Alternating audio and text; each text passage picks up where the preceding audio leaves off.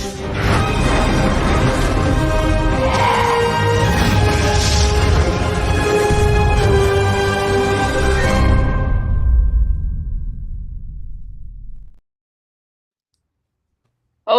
welcome to the Fantasmagorium show. I am Kat, joined by our very special guest, Ben from Cinema Gulp.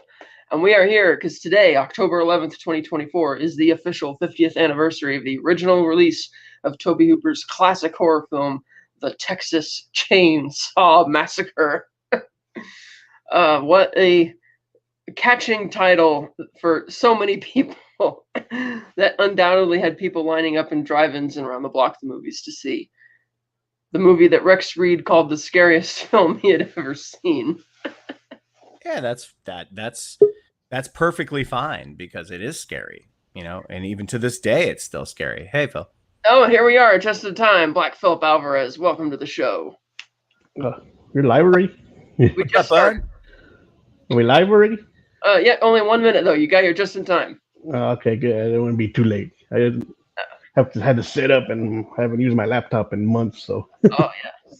Can I say, Kat? Your intro was great, and it actually reminded me of something that, like, this film was sort of the prototype of like a Blair Witch, where it was sort of talked about as like this is true events, and you know, they even give that the news voiceover at the beginning and then at the end. I don't know because I wasn't alive when this movie came out, but I don't know if it fooled people. None of us were.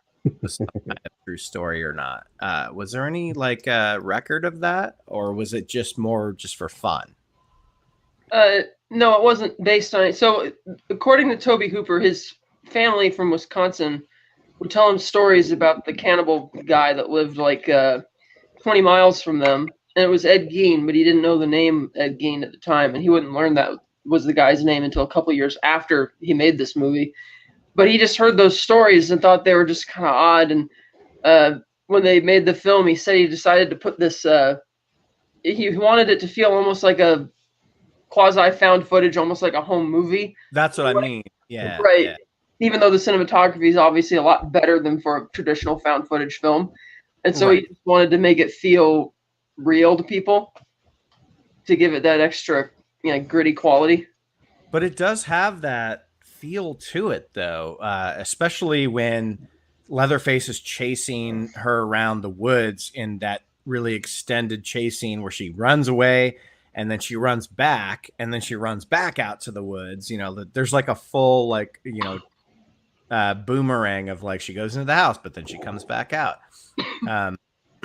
And I think that like the way it was shot, which I think is brilliant. This movie looks, it's gross and grimy, and it's supposed to be, but man, it's the scare. Like, people need to look at this film. Well, they have for years. Like, this is how you shoot scares. This is how you shoot intensity in horror films. But anyway. So Phil, when was the like the first time? Tell us about your experience with this movie and like the first time you saw it and all that. Well, I don't remember when the first time I saw it, but I mean, yeah, you know, Texas Chainsaw Massacre. You know, me being from Texas, you know, it expects me, you know, to like it and, you know, have history with it, which I do. You know, probably think I saw it in like the '80s. Mm. And so, like, there's the, you know, you hear different stories about it. Is it based on a true story? Is it not? And, you know, there's all kinds of urban legends about the movie. So, yeah, that's what got me interested. You know, like I said, I was late. It's based on the life of Black Philip Alvarez. That's what I've always thought. Yeah, that's true. I'll give you that. But no, like I appreciate the movie. I just watched it last night, and so I had to turn it off a couple of times because it's so intense. I mean, it's intense. Like, I had to turn it off and take like about a 2-3 hour break in that movie, and the screaming and the edits. Oh my god! She screams for like 5 minutes straight. I'm like, oh my god!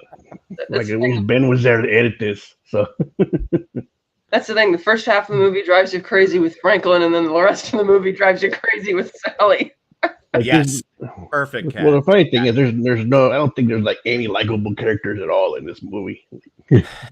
Maybe the final girl. Maybe the final girl, if you want to call her a final girl. She is a final. She lives, but she's a traditional final girl where she survives. You know. Mm-hmm. So, Yeah. Like, there's no like likable character, or even the family itself. I mean, at least like in other movies, you get that crazy family. There's at least one character that's fun, but all of them were like annoying. I think that's also to Phil's point that for her being sort of like the final girl, it's unique because she doesn't actually kill the monster at the end of the movie like you have the other final girls do in all these follow-up slashers. It's like the most you can do is escape this insane family, save for the hitchhiker, but his death was incidental. And I love that he just runs off in some other direction. You're like, where's he fucking going? The trucker. Yeah, no, right. The trucker. It always makes me laugh because my dad's a truck driver, so that part always makes me laugh. I think Kat, she was more the traditional final girl before you had like ones that would fight back. You had ones that would live. They weren't necessarily like going up against Leatherface or whatever. Like, she's not going to be able to do that, and the movie never makes you think that she's going to be able to turn the tables on these people. The best thing that you can hope for is that she gets out of there. That's all she wants. She still wants to live. Yeah, she's not gonna fight. She just wants to even though her life is probably going to be fucked up for the rest of her life because she's clearly psychotic by the end of the movie.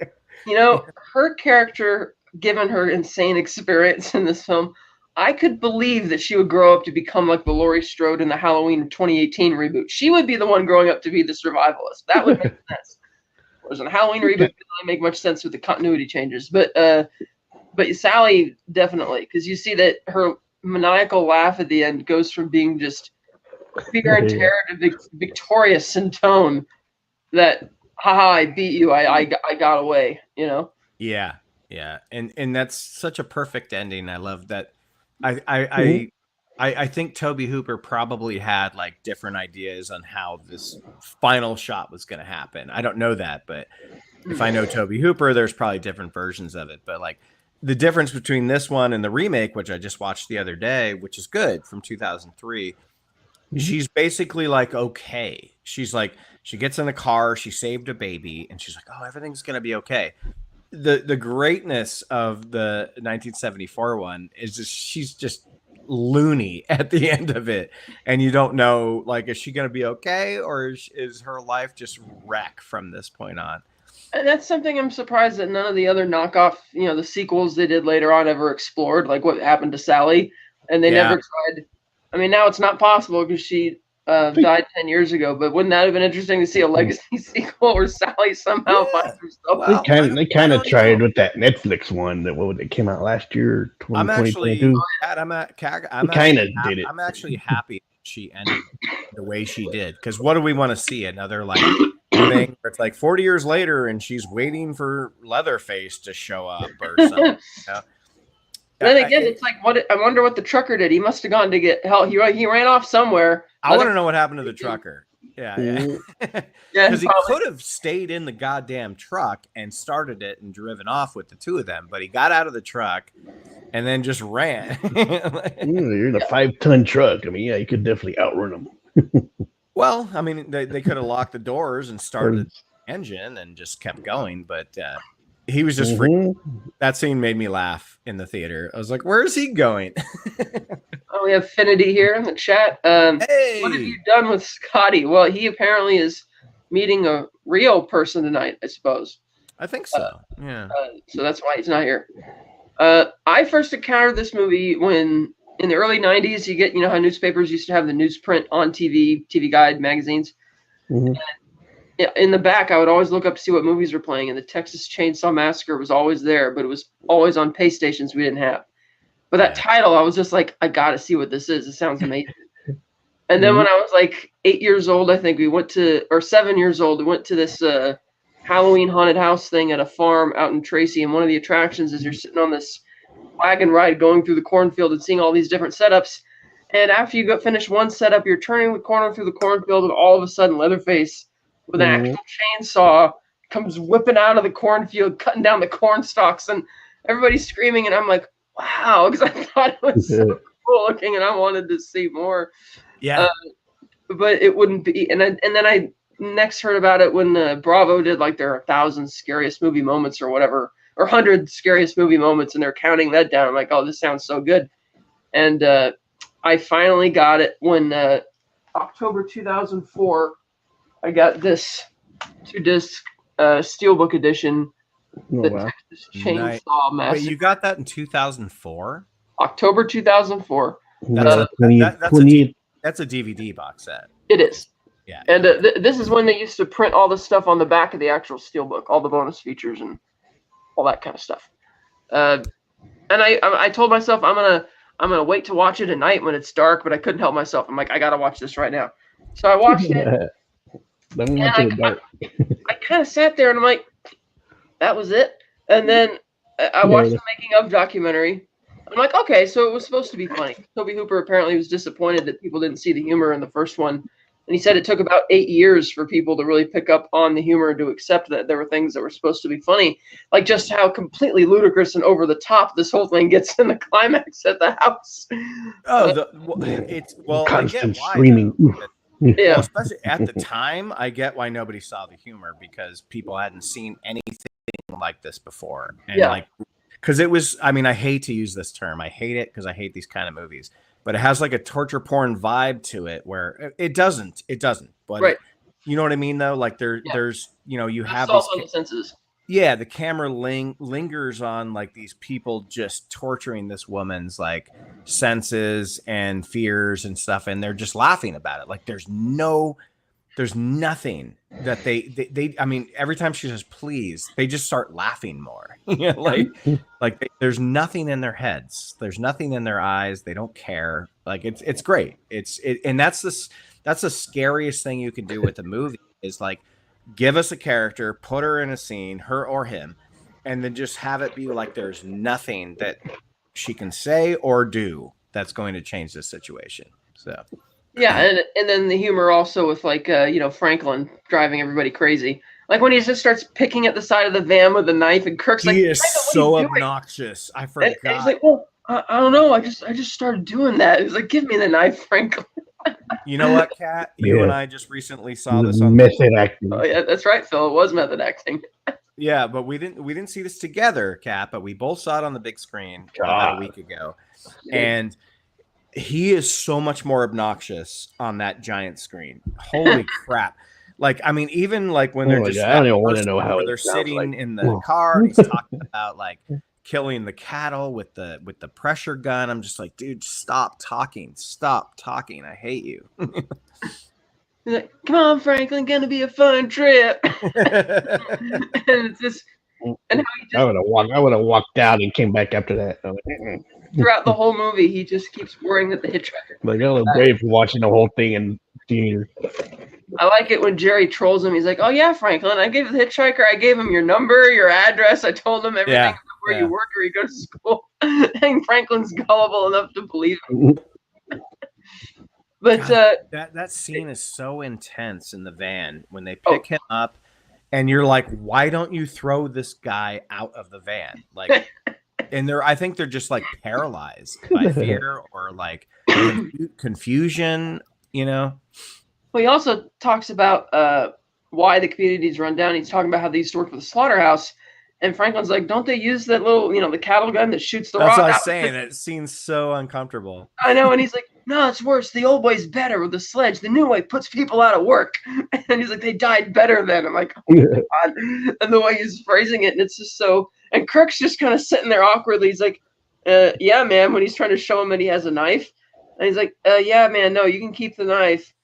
And just anyway, I'll take your picture. You could pay me a couple dollars for it. No, it's okay. And he decides to like blow it up inside the van.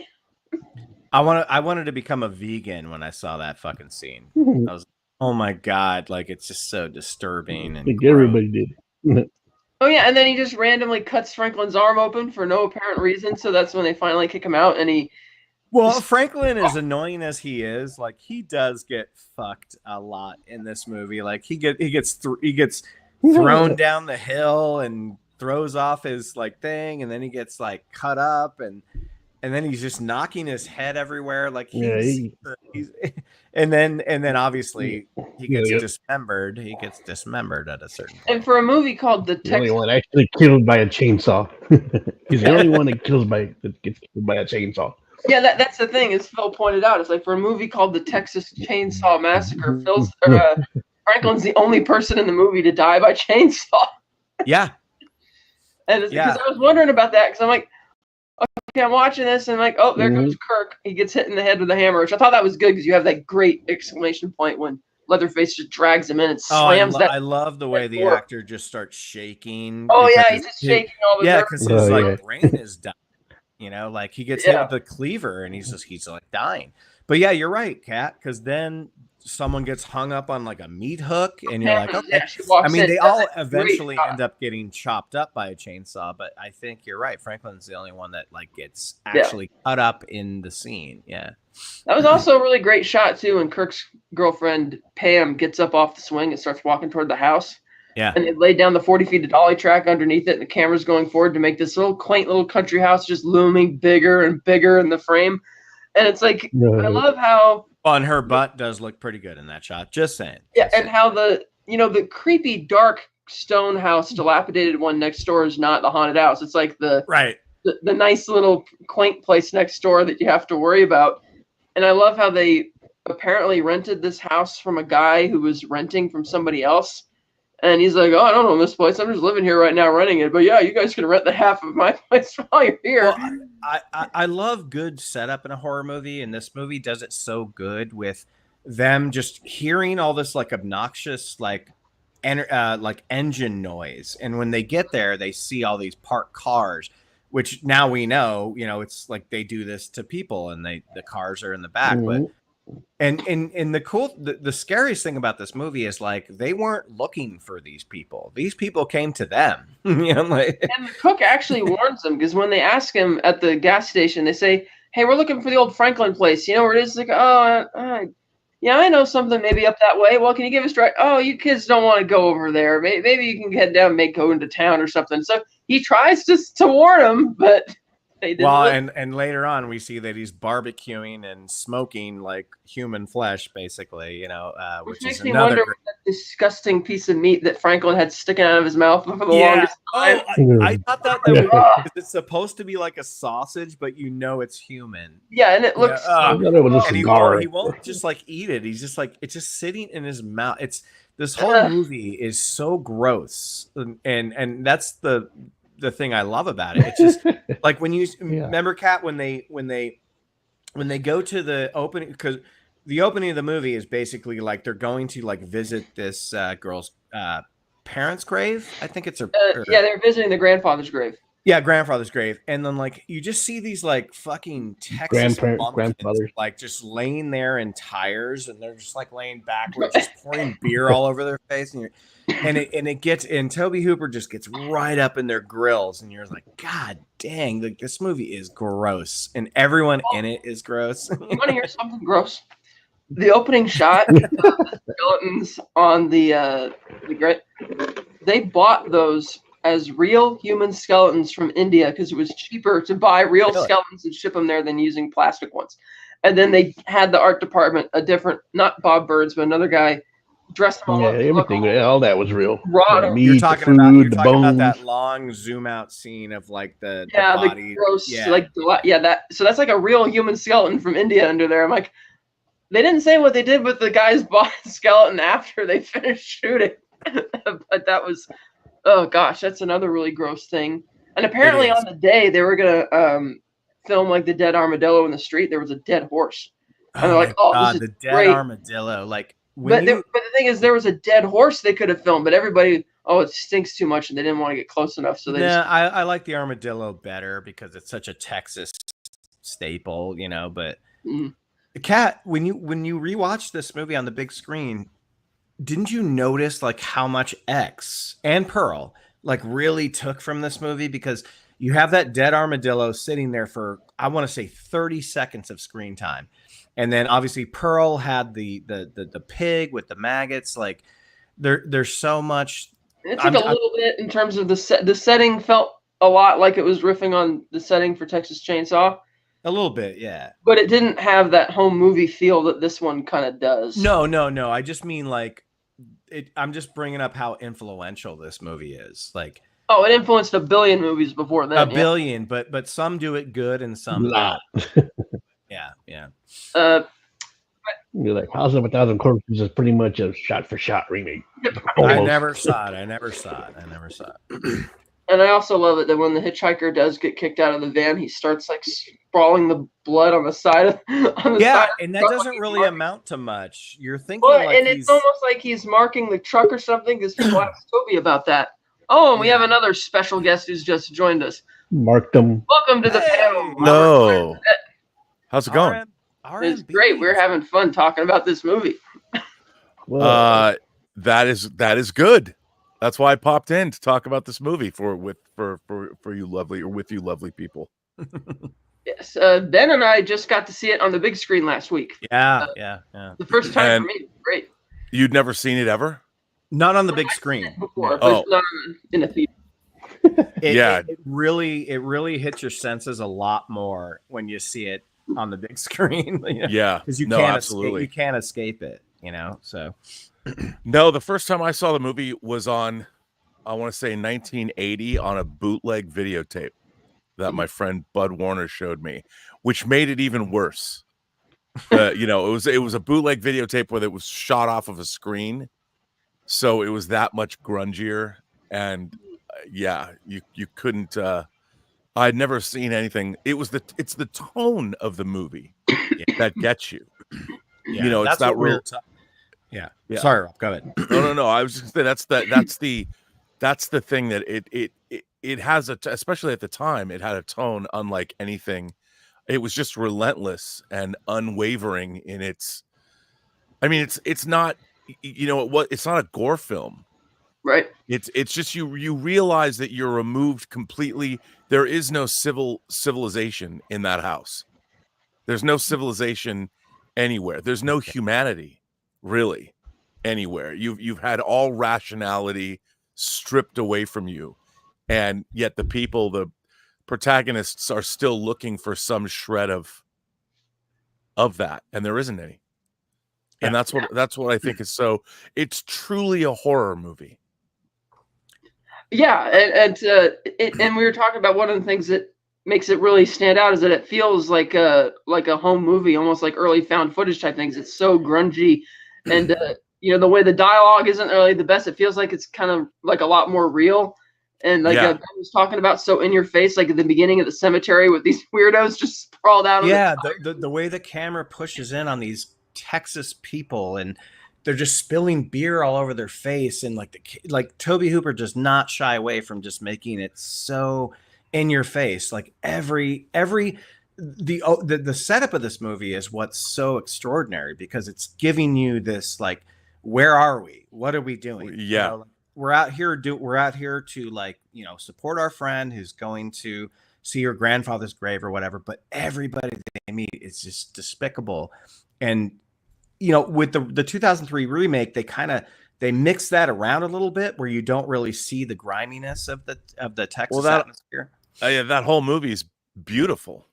The remake it's too glossy. There's too many like sexy bodies. Everything in it is not. I mean, that's one of the things that I think that's happened to all movies is that people are too pretty. People, even the people that are supposed to be like. I remember seeing She's All That, the movie She's All That, the rom-com with Freddie Prinze Jr. and Rachel Lee Cook, and Rachel Lee Cook is supposed to be this mousy girl that nobody. Well, they put glasses on her, Rob. Yeah, they put glasses on her, and then when there's a scene when she's wearing a one piece at the beach, she's clearly got this rockin' bod, and you're just like, come on. That used to bother me. Like it used to bother me in the '80s. There's a movie called Secret Admirer with C. Thomas Howell and Lori Loughlin, and John Travolta's wife, who passed away, is in it as well. And Lori Loughlin is like C. Thomas Howell's best friend, and she's totally in love with him. And he's, of course, in love with the hot blonde. And the hot blonde, while she's definitely a beautiful woman, clearly Lori Loughlin is the girl that you want to be with. Clearly, she's beautiful. And I was watching this, and I'm like, I just don't believe this. I don't, or like in Some Kind of Wonderful, when Eric Stoltz wants Leah Thompson instead of Watts, his best friend. Say it was the same thing. And with Texas Chainsaw, part of that movie feels real. It doesn't feel like they even used any lights when they shot it, even though they did. Well, I gotta say, Rob, as a Trojan, I don't know if I want Lori Loughlin anymore, but I did back in the day. Well, she only wanted what was best for her daughters. I know. I'm just joking, but yeah. I do, like, as we were mentioning, I love the juxtaposition that the creepy old dark house that they're going to check out. Oh, that's the safe house, but the nice quaint country house is the one that you really need to run from. And you had that brilliant shot when Pam gets off the swing and the camera's going underneath and the house looks like it's looming bigger and bigger. Yeah. Walking towards it. There's so many amazing shots in this movie, just like incredible shots. And it's all building up to, like, again, like I said, Kat, they're not being stalked by these people. They go to them. Right. Right. Right. And that's kind of the scariest thing about it, is they just stumble upon this place, Yeah. That whole post-Vietnam era of horror, I'm fascinated by it. I mean, Night of the Living Dead, starting with around like Night of the Living Dead and moving through that Hills Have Eyes, the Last House on the Left. There was this total, nihilistic. I mean, Texas Chainsaw Massacre feels also apocalyptic. Yeah. It feels like this is the end of the world. It does. And at the final shot of the movie, that famous final shot of the movie, with the sun setting and Leatherface just dancing with this chainsaw. I mean, that's the end of humanity. You could look at it that way. And we see examples of that throughout. I mean, even some places in the world where human life, people just don't, there's no regard for human life at all. Yeah. And I think that it prays. That's kind of my greatest fear, is the total loss of civility, where a human life is just, there's people that don't see a human life as meaningless, and they're willing to, they look at it as food, I guess. Well, I think that's what makes this movie so scary, especially the dinner table scene where she's just begging them, like, please, please. She's trying to plead with them. And you just see when the camera cuts to the three of them from her perspective, they just have there's nothing there. Like they're so, like, laughing about this, and they're the scarier, or the more fearful she is, the happier they are. They're just laughing constantly at that stuff. Except for the cook, who's kind of acting like he's on the fence, because he keeps saying things like, "Oh, I can't take no pleasure in killing," or "I can't take any pleasure from this." And they keep but that was bullshit, though. Because I know, but he's kind of like arguing about it, and he's gonna leave when he tasks the hitchhiker and Leatherface with killing her. But then when they suggest that Grandpa should do it, then the cook gets excited about that. Oh, Grandpa, he was the best killer of them all, referring to when they used to kill all the cattle at the slaughterhouse with the sledgehammer. The theater I was in, Kat, where we were laughing so hard when they keep trying to put the knife in the grandpa's mouth, or in his hand, and he just keeps dropping it. How did the audience that you saw it with, how did they react? Oh my God. I saw it with a bunch. It was about, I would say maybe like 40% full. Like, I live in Orange County, so like some of the bigger theaters that were playing it, it didn't fill up, but it was a lot of younger people, a lot of younger couples. And I don't even know if they had ever seen it before, but there were specific scenes where they were laughing or just like gasping for air, which was what I was doing, because I'd never seen it on the big screen, and it hit me different on the big screen. Oh yeah, no, 100%. It's funny, for all of the stuff we talk about. It also feels, this is kind of weird to say, but there's a maturity to it as well. Yeah. There is the fact that it tonally, because it goes where it goes, and it really is transgressive. And I've often wondered, because I interviewed Toby Hooper for Life Force, the Scream Factory Life Force disc, and we talked a little bit about Chainsaw, and even he admitted that they were kind of learning as they went, and he didn't have, they were running and gunning and shooting as much as they could. and it all kind of came together when they were finishing it up. But you know, it really is. It speaks to the alchemy of movies. You know, when you're making a film, when you're trying to get every single shot you can, and you hope it all works out in the end. You hope when you put it together that it has an impact. And you do that through the editorial process. But they really, I think, I would have been a lot of fun to sit in on the editorial of that film, the entire post process, and watch it evolve, because I would love to have known if they knew what they were doing at the time. I mean, they're trying to make their movie, but you don't really know, because when you're watching something, you're putting it together and you're making it how you want it to be. But when you show it to other people, it's a totally different thing. And that movie was, you know, it became very, obviously they had the perfect title for it. Yeah. It's a very on the nose title, which I like. Yeah. And I mean, if you were to see it, I can only imagine seeing it like 1974 at a drive-in. Oh my God. I mean, for the because nobody would know. You know, you back then you would just see what was opening on a Friday in the newspaper and be, oh, I'll go see that. You know, it wasn't even like there was magazines like Fangoria or Starlog to tell you what to watch. Oh my God, that's true. Because so nobody would know. You would hear the lurid radio ads, and you'd see TV ads that they had for those kinds of things. But you know, it's not like nowadays everybody knows everything about everything that's coming out before it comes out. Before it comes out. And if you didn't know, like I would love to have gone into the substance not knowing what it was about. But I you know, I didn't know where it was going, I'll tell you that, but right. I sure loved where it went. Yeah, me too. It was a hoot. But I mean, nowadays I wish I could duplicate. Like, I used to go see everything, and I remember seeing, like, I didn't know who Lucio Fulci was when I went and saw 7 Doors of Death, which was the edited version of The Beyond. I didn't know much about him. You know, I think I'd read something about him in Fangoria, but it was early on, and to go to these, you know, I knew who Brian De Palma was, but like I didn't know what to expect when I snuck into Dress to Kill, and I kind of really miss that, you know. And I miss and Texas Chainsaw is one of those movies people always ask, you know, if you could go back in time and see a movie again for the first time, what would be the movie you would see? And I'm like, probably that one, to see what it was like to sit in that movie theater. That, or, you know, in terms of horror movies, I would love to have been there. They're all from like the same era. I would love to have gone to see Night of the Living Dead. I would love to have seen The Exorcist in a theater opening day, you know, with the audiences. Oh, I got to see Exorcist in a packed house at Tower Theater last year. That was really fun. Yeah, I mean, it's still, and that movie's lost none of its power. I mean, that's the thing, as a study, as a filmmaker, or how did they do that?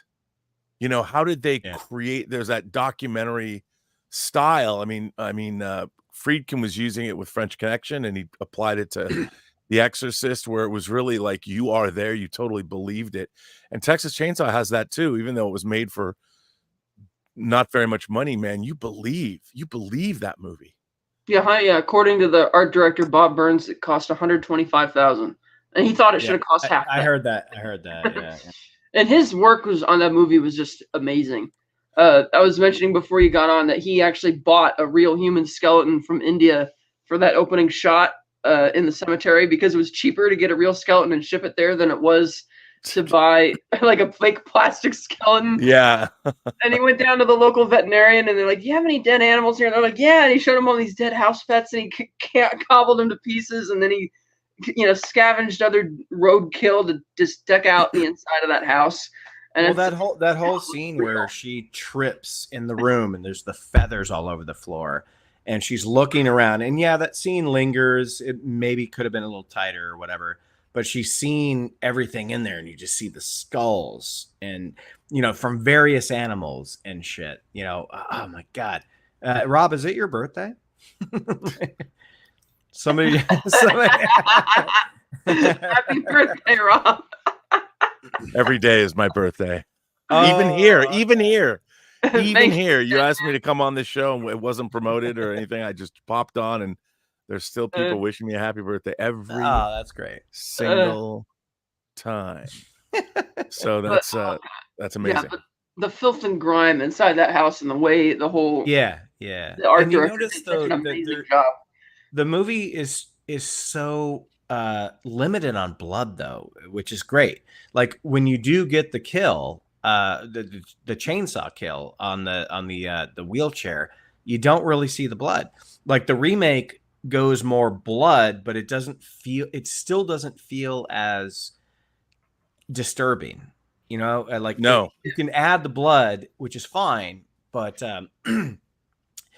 it just shows like how you like, and that was the brilliance of Toby Hooper too. It's just like, just we're getting this griminess. We've already set up the world, and like now people are dying, but it doesn't have to be about gore, and I appreciate that so much about Hooper's work. So Yeah, no, it's true, and that's a really interesting comparing and contrasting the remakes to these horror movies, because I don't think filmmakers even know how to create that kind of atmosphere that we saw in those early, because it was a combination of technical limitations, and now everything is way overlit. Everything is lit to be beautiful, and 100%. and I that's why I think I still love all the different kinds of movies that were made in the 70s, because they felt a lot, and they were shot on these locations. You were actually in cities, or you went to these places. You were and now movies don't have that. I don't even know, like there's some people like I saw The Witch, Robert Eggers' The Witch, and I was really struck by the sense of place. It's a period piece, and the dread. I think The Witch is one of the more impressive in terms of creating that kind of feeling that you're watching something that's actually happening, and it's just everything about it is disturbing. Well, Robert Eggers does his homework on every project he makes. Like he doesn't shy away. Like he is so legit when it comes to just researching before he does anything, like for language. I mean, 110-year-old lenses on the lighthouse. Yeah, well, right. I mean, but I mean, even The Witch, like the way he got that like dialogue or that dialect, it's just like that could turn a lot of people off, but he did it and it worked. And but like, even though Rob, you're talking about the 70s, but like 1981, I think it was The Shining 80 or 81. 80. It was 80. 80. So even something like that, where the way it looks, the way Kubrick shot it, when you get to something like Dr. Sleep, which I know a lot of people had a love for, I didn't so much. I respected it. I really liked the first half, but when it got to The Overlook, it didn't feel the same. It didn't feel like The Overlook, because it was, like you said, Rob, it's glossy, it's overlit. Like there's something about it that was different. And so for me, I kind of lost my love for that movie when they got to The Overlook. But yeah, I was surprised how much I actually liked Dr. Sleep, but I know what you mean though. I mean, it's look, it's weird because they're making a sequel to a movie that is kind of, I mean, it's so Kubrickian in its take on King's novel, and Dr. Sleep is another King novel that they're actually being a little bit more faithful to, and it shouldn't have the Overlook from The Shining in it. No, and I don't think it's in the book, actually. I don't think that they should have done that. I think that they should have made it and alluded. It's just bizarre when we're getting these, like, I haven't seen it yet, but Apartment 7A, that prequel to Rosemary's Baby. Oh yeah, I keep wanting to watch that. I'm like, how do you, like, who cares? Like, knowing, and it ruins the first movie, because if you've never seen Rosemary's Baby before, which is one of my favorite, not just horror movies, but movies, same thing. It's got it has that sense of dread. And if you already know that what's up with the Castavets, well, the movie has no power anymore. Exactly. And I'm just like, who is this movie made for? Kids are not clamoring for a sequel to a movie that was made in 1968. It's just bizarre. I'm like, you could have adapted any book you wanted to, or come up with an original idea, but you decided to make a sequel or a prequel to Rosemary's Baby. Yeah. It's such an odd thing to do. And like, look at, I thought it was, so I worked on the first movie I ever worked on was Texas Chainsaw Massacre 3. Oh my God. That was called Leatherface. Leatherface. Right? Oh, you worked on that? Yeah, I was the art department PA. I was on the movie the whole time, you know, for weeks before. Yeah, it was my first job. I learned so much. It was so much fun to work on that movie. But what was interesting about the whole idea behind it was that New Line, you know, the Nightmare on Elm Street movies were kind of coming to the end of their run. They just, I worked a few days on the last day of Nightmare on Elm Street 5 because the art departments they always shared personnel, and I was there to take everything that was left at the A1 Glow building from Nightmare and bring it on to Leatherface. But what was interesting was that New Line really thought that the Texas Chainsaw Massacre was something that they were going to replace Freddy with. You know, that Leatherface would be the new, and even I didn't say anything, but I'm like, you're out of your mind. It's a different kind of character. It's not. First of all, Texas Chainsaw Massacre isn't fun. Yeah, you know, the second one is kind of fun. Well, yeah, but but it's supposed to be a I mean, come on, it had the Breakfast Club poster, but the text as a you're never going to make that fun unless you turned it into a satire, but that just doesn't, it never really plays. And I think what was really funny was that New Line ran into the ratings board, and the movie got rated X 5 times, Texas Chainsaw 3. and they couldn't get it down to an R rating because the violence, it was not fantasy violence. I mean, when Freddy Krueger kills you and you get sucked into a mattress and you get spewed out in you become a meatball on a pizza. Yeah, I mean, all that stuff, that's all fantasy violence, but Texas Chainsaw is not. And it was funny to me that was even something they thought was viable. And then, of course, you had the fourth one with Matthew McConaughey and Renee Zellweger, and that movie is just insufferable, man. And they keep doing that. They keep going back and trying to make Leatherface happen, like Fetch. Yeah, and it's just you can't. It doesn't work. Well, yeah, No, it's it doesn't. The first Nightmare on Elm Street is the only one where it's not trying to be fun, and then it's like it's a horror movie, and then the others. The second one's pretty interesting too. I love the second one. Yeah, I mean, there are people that love the second one. Yeah, and I mean now that it's been hailed as the queer coded movie that it is, that I heard that, but well, Jack Shoulder, who directed that, is not that it matters, but he directed The Hidden, which I love. But he was gay, and he definitely was putting that in there on purpose, which I thought. I mean, you watch it now; it's really interesting. Well, didn't the actor come out as gay too? Yeah. Yeah. Jesse. Yeah. And to me, having undercurrents, any kind of undercurrents, always adds authenticity to 100%. Movies. But with Leatherface, Jeff Burr, rest in peace, Jeff Burr, who directed Leatherface, nicest guy in the world. But even he was bringing sort of it was a very, the movie was shot very simply, and it was shot very. It was very composed, and it was very lit, and it was the way New Line wanted it to be, and it was just, how do you get that grunginess? Well, also in the first movie, Leatherface has more dimensionality than just the guy in a mask running around with a chainsaw. Right, exactly. He's like a bit like mentally disabled. He panics when he screams first. He's hardly Pam walks in the house. Hardly the villain. He's more because Kirk walks in there, and he must have heard Kirk shouting. Like, is anybody there? But when he trips, he freaks out. So he kills him with the hammer, drags him in, and he doesn't apparently hear Pam when she stumbles in the room. So when he sees her, he screams when he opens the door and sees her. Yeah. Because he's terrified. And so when Jerry comes later, Leatherface is even more freaked out when he hits him in the head with a hammer.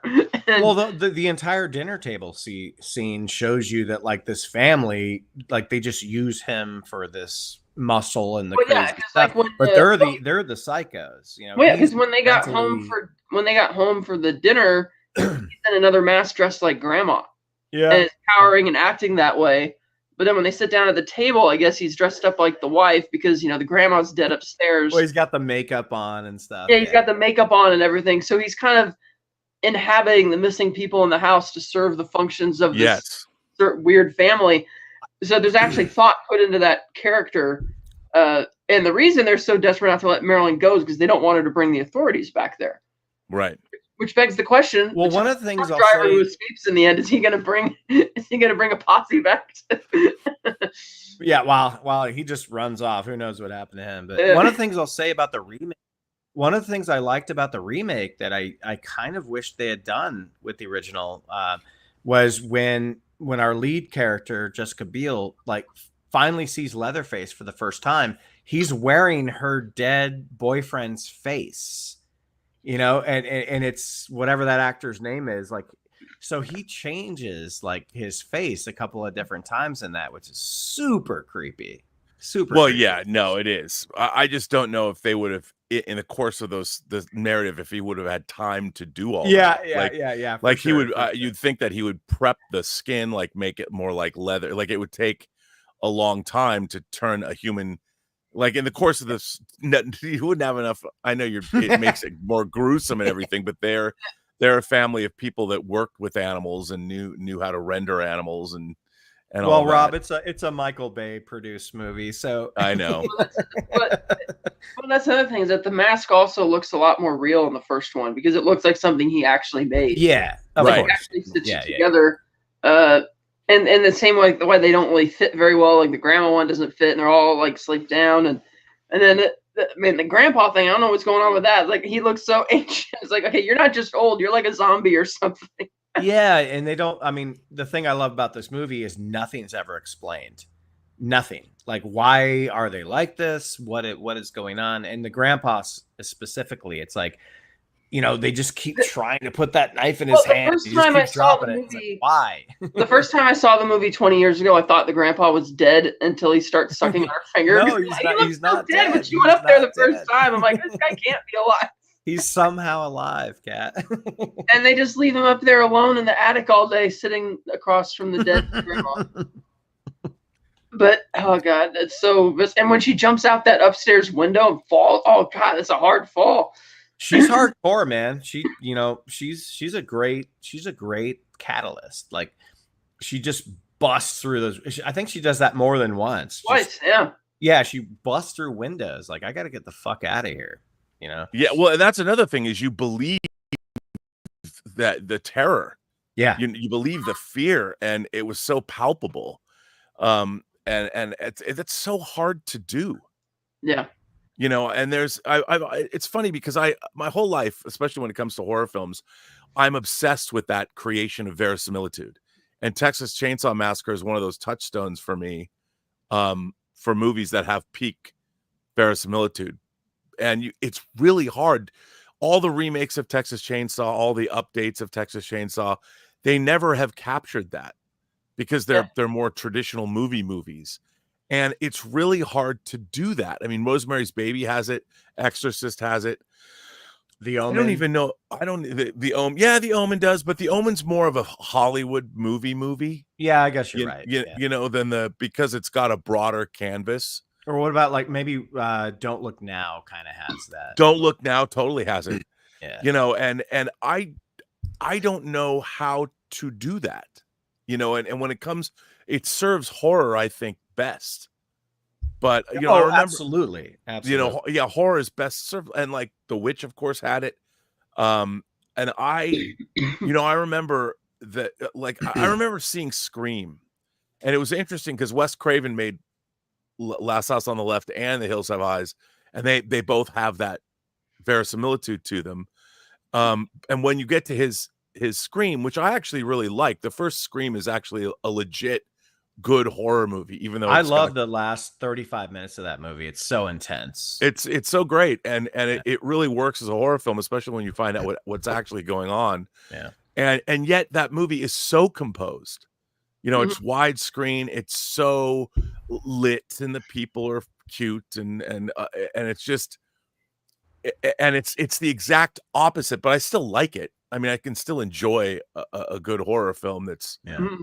But I just don't know if anyone's capable of doing it today, of making a movie with that kind of intensity. Yeah, I know that despite how intense it was, Tobe Hooper said he was really hopeful that they would get a PG rating. because he reasoned that there's not much blood in this movie, guys. And he's like, MPA. Oh, sure. Okay. Yeah, there is. Like, go back and watch it, and then watch it and slow the frame. I'm like, oh yeah, there's not much blood after all. But they're like, it's too He did implied. hang somebody on a meat hook. Yeah, I mean, and that's a movie that is, it shows you that it's all about tone. Yeah. Yeah. You know, and where you're gonna go with tone. And I think that's a lost art. Yeah. And the crazy thing about the meat hook scene is not only do you not actually see her go on the hook, but they don't have a sound effect for it either, but you still feel it. Yeah, and she doesn't necessarily.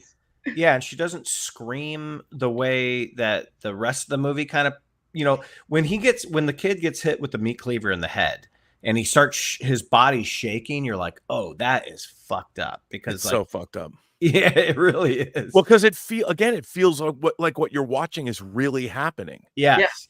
You know, and that's the key. Can you do that? Can you make sure? And as soon as you bring in a monster, like you bring in a supernatural, once you bring the supernatural element in, you've put a wall between the audience and the movie that they're watching, because they know that the supernatural is not real. Right. You know, and now it's hard to explain, but I think a lot of it had to do with the film stocks that they were using. Yes. You know, and the colors and the way that color was reproduced, and because a lot of low budget 70s horror, like Cronenberg's first movies like Shivers or They Came From Within and Rabid and The Brood, have that, you know, because the colors aren't as vibrant. Even Romero's, like The Crazies, Martin, and Dawn of the Dead have it too. I mean, Dawn of the Dead gets a little goofy because the zombies, the blue pallor of the skin and all that. But still, it's still, when the violence happens, it's really matter of fact, and it's shocking. And I miss that. Yeah, me too. And there's very few movies. I mean, now we have these Terrifier movies that are coming out, which Terrifier 3 opened yesterday. Yeah, and it's supposed to do pretty good. I've seen the second one, and I gotta say I enjoyed it just because it's just like bonkers, but I don't know what's going on in it. Like something. Hungry for True Doctor Who says, I adore what the panel is saying, but I'm a horror purist.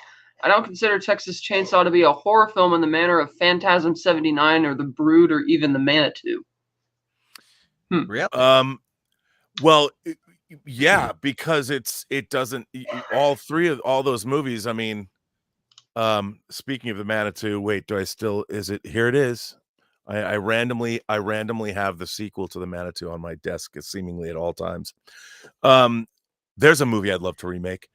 But yeah, but those movies are all, like, I love Phantasm's one of my favorite. Phantasm and The Brood are two of my favorite horror films of that era. But they're totally supernatural. They've totally got a supernatural bent. Although The Brood does a really good job of going full on psychoplasmics, but still making you believe. Like the little demon children in The Brood is, I mean, it's, and also because it's like the Texas Chainsaw Massacre, the tone of it. Yeah. So just like, oh my God, this poor family, these poor people. And but then, I don't know, maybe some of the people might have been relieved when Franklin finally ate it. So obnoxious. The fact that she takes him down into the dark in the woods, and she's taking him down with the freaking wheelchair and doing all that. You're like, this is the Sarah Connor right here. Like, this is hardcore. And then obviously, you know, she can't protect him once she's running because she can't. But that is one of the best scenes in the movie where Leatherface just pops out. Like, it's so good. It's great. It's so good. And he made sure that nobody saw what Leatherface looked like until they were to be killed by him, like on the scene, which is why Alan Danzinger's reaction to getting hit in the head with a hammer in the back kitchen is legit because he just bursts out. Leatherface just bursts out of the room screaming at him with the hammer in his head. God, that first scene with the steel door when it closed. Oh my God. It's so good. So good. Phil says he made the mistake of rewatching Chainsaw after watching the first Nightmare on Elm Street, which he's more biased towards. That's a double feature there. And the Dead Man says, Variety did a top 100 horror movie list, and Texas Chainsaw took #1 spot over The Exorcist. Yeah, I'm sure Variety didn't really pick from a lot of shit that a lot of the three of us have probably seen that didn't make that list, but I'm sure there's some good shit on there. But yeah, I mean, it's I can see that. The problem is, I think the problem is, there has to be an element of fun in movies. yes, Like you have to to watch a movie should be somewhat enjoyable. And I love Texas Chainsaw Massacre, but I don't know if I enjoy it. I think I respect it, I love it, but it's not like it's truly like a descent into hell. It's a place, yes. It's a movie I've never ever I watched that movie and I think I never ever want to ever be in this position in my life ever. I don't enjoy when she's at the dinner table and they're laughing and she's screaming for 5 straight minutes and the editor just keeps pushing in on her screaming. Like, that is really hard to watch. And like, you find out that was a 27-hour shoot and it was 125 degrees inside that room because they had it all boarded up, and they would never wash the costumes, like especially Leatherface, because they were afraid of losing it because they only had one and they didn't want to screw it up. It's like, oh jeez. And apparently the scene where he's supposed to cut her finger with the knife, it wasn't like the blood tube wasn't working. So Gunnar just got fed up, so he just ripped the tape off and cut her finger for real. Yeah, I mean, losing it. I can't even. Oh God! But then it still has the humor. Like when he picks up, he sees the cook's driving back with her to the house, and he sees the hitchhiker, and he starts beating up. It's like, I told you to stay out of that damn graveyard. Yeah. Got it. That's the scene where you're like, okay. Oh my God. Yeah. When the hitchhiker's there and you're like, okay, he's like the son or whatever. And oh my God, that's when like shit is going to go wild in this house. Toby says his impression that Leatherface, the cook, and the hitchhiker were all brothers. That was his something like that. Which is odd. Yeah. Because when the cook gets to the door, he tells the hitchhiker, "Look what your brother did to the door." He doesn't want to take on ownership of that. And so when they go in, and he's like, "Get all those kids." You sure? And he's pointing the wheelchair, pointing to the freezer, and it's like he's kind of frustrated because he wanted to be mad at him. And he's like, "You damn fool! You ruined the door!" And just starts beating him some more. I'm like, this movie. Upon this like rewatch, Cat, on the big screen, I'd forgotten how much time happens and how much story happens before they stumble on to the Leatherface farm or whatever. Yeah, like that whole thing, and there's a lot of stuff when they go to the house, like the big concrete, and the big stone house. Yeah, like that. You're like, does some of that? What is all that about? And you almost think like Blair Witch took a little bit of inspiration from this because you see like wood fixings and stuff like that. Like, yeah, is that to like mark them? Like, what is that? And I don't know if they go back to that or not in the movie, but like when Franklin sees the like bones dangling from the entrance, and it all works in the context of the story. But yeah, and that's another great thing about this movie is nothing's explained. I don't want it explained. Hungry for True Doctor Who follows up saying, I don't enjoy Texas Chainsaw, but I admire the artistry, the low budget artistry of it. 100%. Yeah, that's what Rob said. Yeah, it's like it's not an enjoyable movie to sit through, but it's beautiful in a way. But he much prefers Life Force also by Tobe Hooper. Oh, I love Life Force. I do too. I'm a Life Force apologist, especially the international version. Why are you an apologist? That movie's amazing. Well, but what's interesting, it comes down to like, why is it? A lot of people have said to me over my lifetime, why do I like horror films in general? But and there are so many different kinds of horror movies, but I like monsters and I like the supernatural and I like I'm very specific. Like slasher movies, I went to see all of them when I was a kid when they would come out, but I didn't rewatch them. Right. Once you've seen them, there's no. Whereas I've watched Phantasm 100 times, and of movies that I really shouldn't probably like that I respect of late is Martyrs. Have you guys seen Martyrs? Yeah. I Well, mean, a friend of mine was in the remake. Dieter is the one who recommended I watch that, actually. for shame on that remake. For Yeah, shame. my buddy Blake was in the The remake original, anyway. Martyrs. Yeah, but I mean, yeah. that movie's like a masterpiece of some kind. But I it's not Well, enjoyable necessarily, but I do no, love it's not enjoyable. I do love it though. I find it because that movie, in a way, like when I first saw Texas Chainsaw. I mean, I was 13 when I saw it on, as I said, on a bootleg videotape.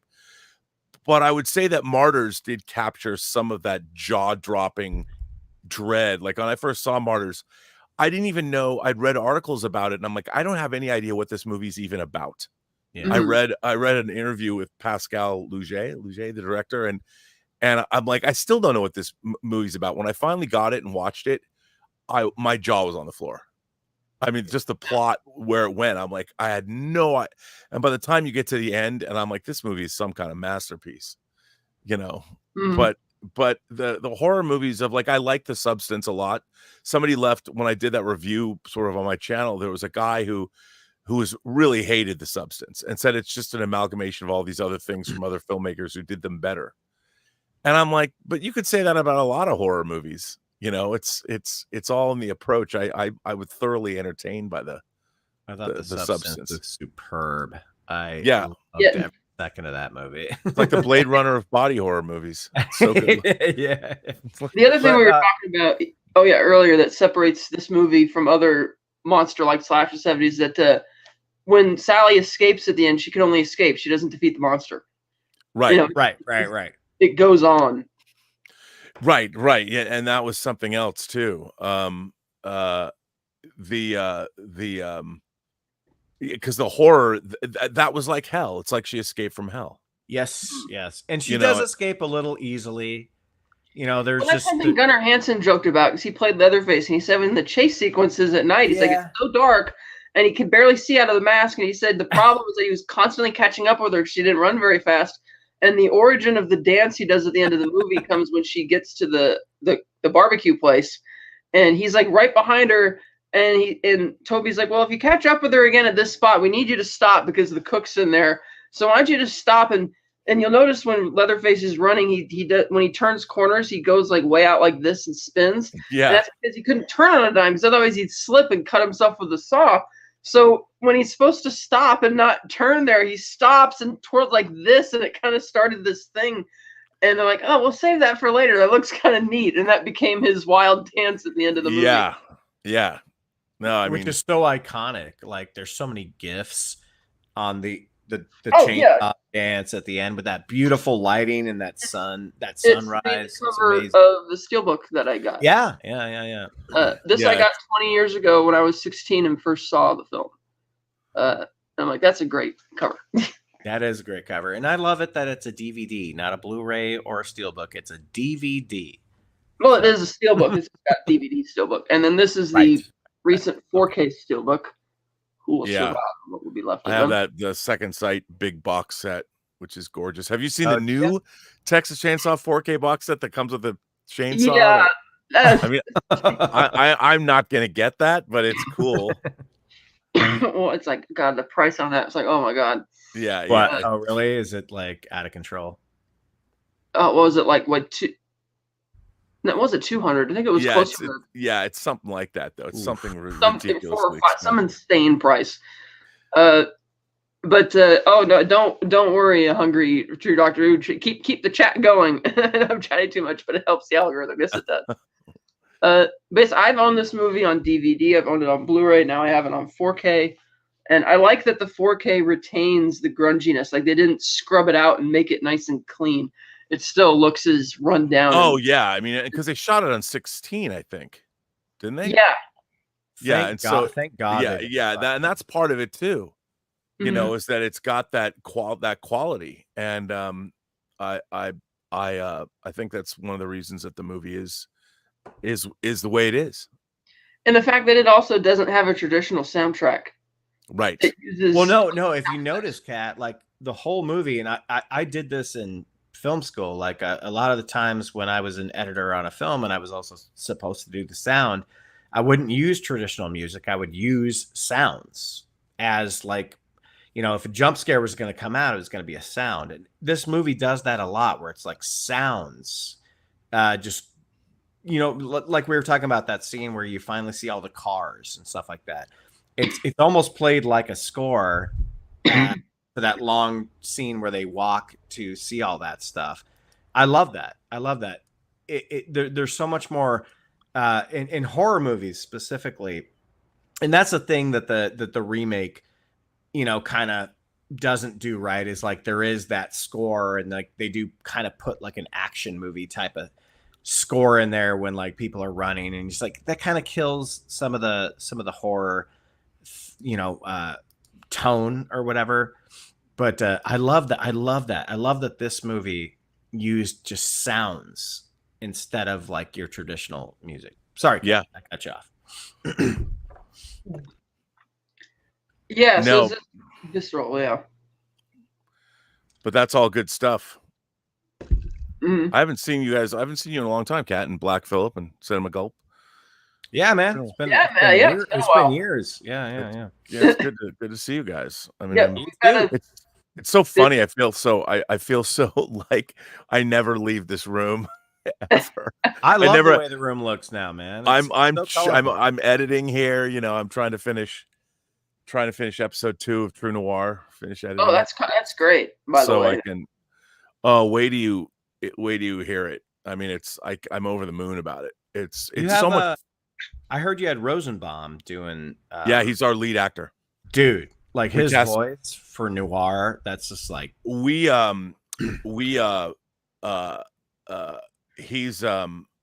incredible. I mean, Yeah. he was just. It's funny because he's the only actor I auditioned. All the other actors that are in it were like, I want to get this person, I want to get that person, and we kept making offers for people to play Nathan Heller, but either people were too busy or turned us down, or couldn't for whatever reason. And finally, I recorded almost all the other actors, and I said, you know, I need I guess we'll just throw it out there. And I said, I don't want to know who the people are. I don't want to know who the actors are. I just want to listen to their voices. And I was like, oh, this is the guy. And I was like, I recognize this voice, and it was Michael Rosenbaum. I'm like, I watch his his voice podcast is all the time. very distinct. Yeah. I love that you're doing that. One of my favorite things in the world, and I collect vinyl, and I love radio dramas. So I have like tons of vinyl of The Shadow and Hopalong Cassidy. I would like you to tell because my dream is to do a 12-volume box vinyl set of True Noir. For each episode would be a one disc, and then the double disc soundtrack album. Do it. And everyone thinks I'm crazy. The thing is, it would cost like $400, but to buy. Well, yeah. But to buy. Oh, okay. Yeah, to buy it, because because you've got 12 discs. Each disc has to have a sleeve. You have to do the box. Oh, I know. Yeah. It's not cheap to press vinyl, especially these days. But yeah, but it's turned out really well. I mean, what I wanted to do to make it seem like it's a movie that you just can't see has really worked out. So I think it's cool that you're bringing back radio, like I say radio dramas, but you know what I mean, like just like listening experiences where you're like kind of bringing the traditional like ideas into your own head, and you know, from the voiceover and like the score. I'm sure there's a lot of good like sound design put into it. Oh yeah.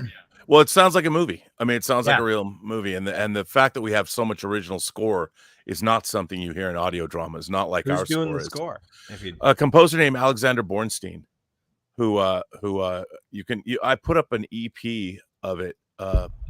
I'll put it in the chat. An EP of the of 6 tracks from the score, but he's written like 4 hours of original music. It's insane. Wow. So. Nice. Yeah, so it's really great stuff. So I'll put this score in the chat, and you can hear it, because I'm really proud of that element. That's cool. And yeah, it's funny to be talking about Texas Chainsaw, which really does not have a score. No. And we love it for that. Like it And doesn't. in a way, you don't really miss the fact that it doesn't have music. It still feels so natural and so right. Like I Oh was saying, yeah. Kat, like rewatching the original on the big screen, and then for a show that we did last night, I watched the remake, which is good, but it has score, and it kind of ruins that whole. It also had It's the like, same cinematographer, which is unique. yeah, Yes. yeah, Yes, yeah. it Well, does. It shows. It's the 2003 one looks great.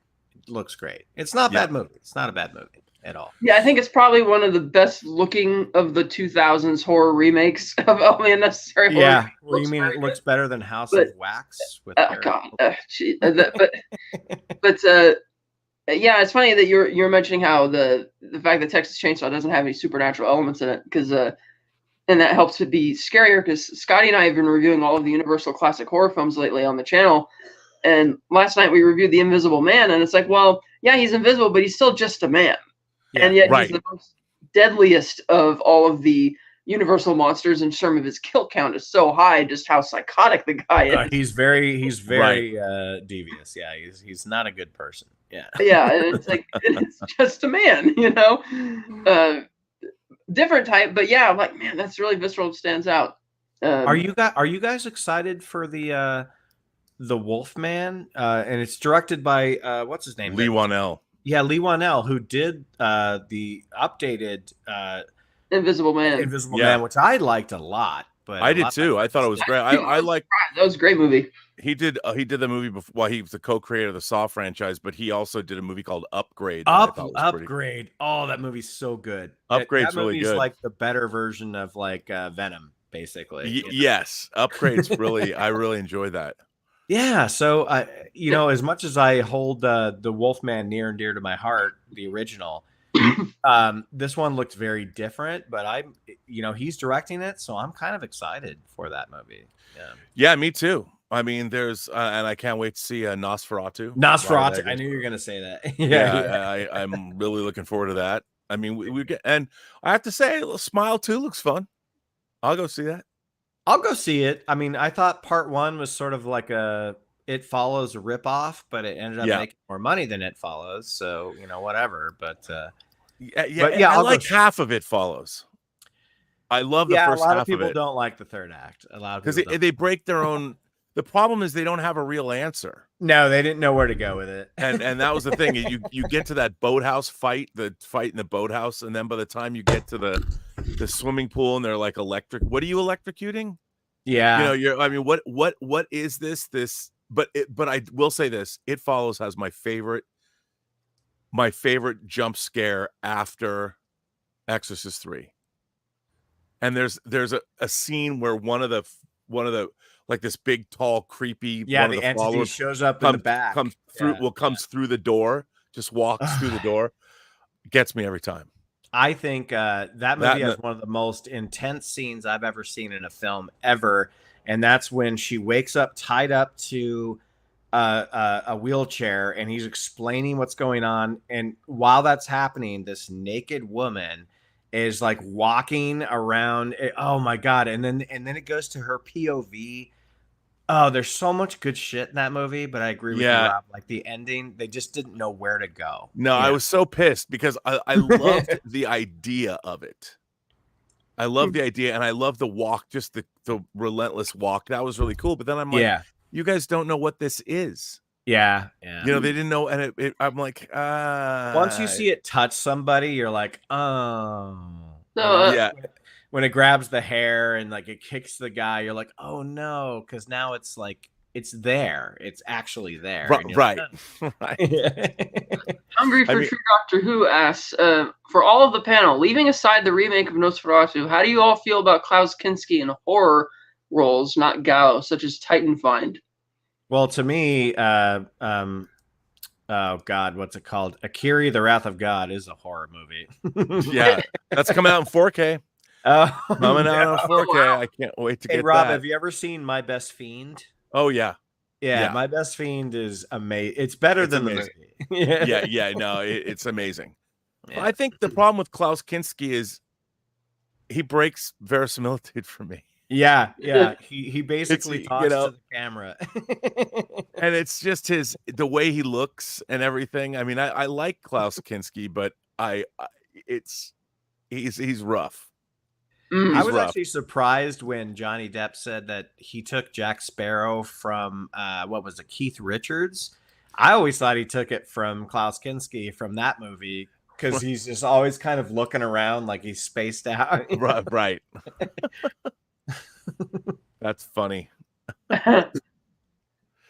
Hungry for Doctor Who did not like It Follows at all. He says it was millennial narcissistic garbage. Yeah, there's a lot of people that don't like it. I found it kind of a modern masterpiece up until when you said, Rob, like I even watched a clip of like Tarantino talking about how much he loved it until they just didn't know what their rules were. And and that's the thing. They created this lore, and then it is we don't know what this is. They didn't know.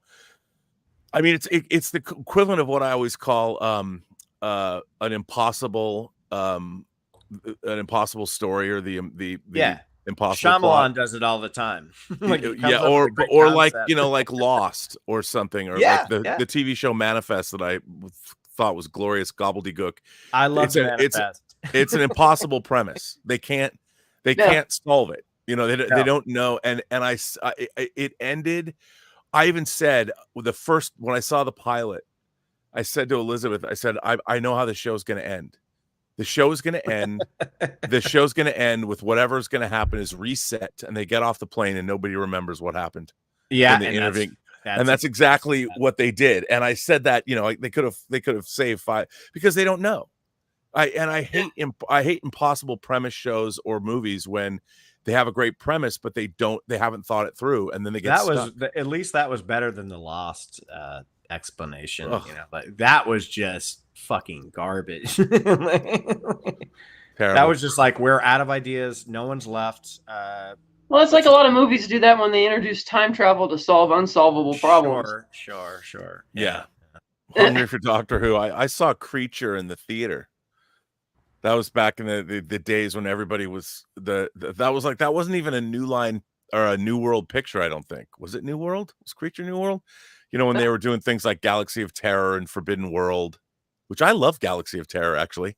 And he also says Kinski horror filming Fitzcarraldo. Am I right? Yeah, that's exactly right. So, yeah. I don't know. I want to see more transcendent or transgressive horror. Yeah, get back to something that feels grungy and real, but not found footage stuff, which I find a lot. No. I think get back to something like Texas Chainsaw, something gritty that takes an ordinary place that just turns it like upside. Because they filmed this movie not very far away in North Austin, right, in Round Rock, and the lot. All the area around there is developed, but the lot where the house was has not been developed. But they moved the house elsewhere to turn it into a restaurant like 20 miles away. No shit. Wow. And the Kingston Grill, so you could go to have food items after the movie, or I don't know. I didn't see the menu, but they did move it there, so you could go and like check that out. That was I think it was actually considered, Rob might know better than me, the first horror movie ever to be shot on video with Session 9. That might be not true, but it's. I don't know. That might be. But I love that movie though. That's my favorite horror movie the last 25 years. I fucking love that movie. We've done multiple shows on it. I was actually trying to get in touch with your buddy Dave at one point. Oh, I know he was a part of that. Dave. Since Session 9. It's funny. All these things that we're talking about. It Follows, Session 9, Texas Chainsaw, Second Sight, my favorite boutique video label, put them all out. Oh my god! Oh, I got to get a new updated Session 9 because that movie's gorgeous. It's a great transfer, dude. Really? Oh, I got to get it. Yeah, I got to get it. Did you get the release of the last 2 weeks? Did you get the Hitcher? Oh, our friend did. Thierry got that, I think. Right? Oh, so good. Yeah, man. That movie is bonkers. I saw that movie opening night in the theater, and yeah, what a great film. That Actually, movie made me not want to eat French fries for a while. I'll tell you that. yeah, these movies are fucked up. Greg Araki's Teen Apocalypse trilogy. If you haven't seen these, especially Doom Generation, man, whew, that's hard. Oh, I've seen that. Oh my god, I can't watch that because a guy gets his dick cut off by it's hard. Some garden shears. So I can't watch that movie. Right, it's Rob? hardcore. It is. So, yeah, it's good stuff. Yeah. But yeah, I mean, I think that, you know, I really do. I do like Martyrs. I liked Inside, the movie, and the original. Oh my god, we did a show on Inside. The original, I love it. The French one, right? The Yeah, original. yeah. Oh. I never saw the remake, but the original is so. The remake is god awful. Yeah, the original is so fucked up. Yeah, and then you know, another movie that I really love is the original Japanese version of Pulse. Yeah, Kyushi Kurosawa's. I love that film. Yeah, me too. I think it's great. They remade that in like 2016 or 17. Yeah, they made like 3 of them. Yeah. Kyushi Kurosawa, the director, was here last week. I didn't see him, but he was speaking at Beyond Fest in Hollywood, showing his new movie, which I can't wait to see. Nice. Are you hitting all the fests now, Rob? Like going and do you have a booth and stuff like that, or what? No. Oh, I was at Comic-Con. We did a panel at Comic-Con for True Noir. Oh, nice. Yeah, it was pretty fun. We took Anthony LaPaglia, Louis Lombardi, Bill Smitrovich. Bill Smitrovich was in Michael Mann's Manhunter. And we all it was a lot of fun. It was great. Don McManus. It was we had a great time. That's the fun thing about this work on. I mean, in all my spare time, that's all I do is work on this. That's why I haven't been streaming. I'll probably do a stream tonight though. Yeah. So this is not a passion project. I mean, it is, but it's also like this is your baby right now. Like you created this. Like you came up with the idea. You're writing it. I didn't write it. I had Max Allan Collins. He adapted his own novel. Oh, that's so cool. So, and that the thing that makes it what it is the script. And when are you doing the sound edit and stuff like that? Or? I'm working with the team that's doing all the sound designer, Mike McDonald, who I've worked with for a long time. So, but I'm doing all the dialogue editing, you know, picking all my takes and things like that. And then how it worked was it was kind of an interesting process. I did a scratch reading of each script. It's 10 episodes long, and I read it kind of the way I saw it, but I did all the parts.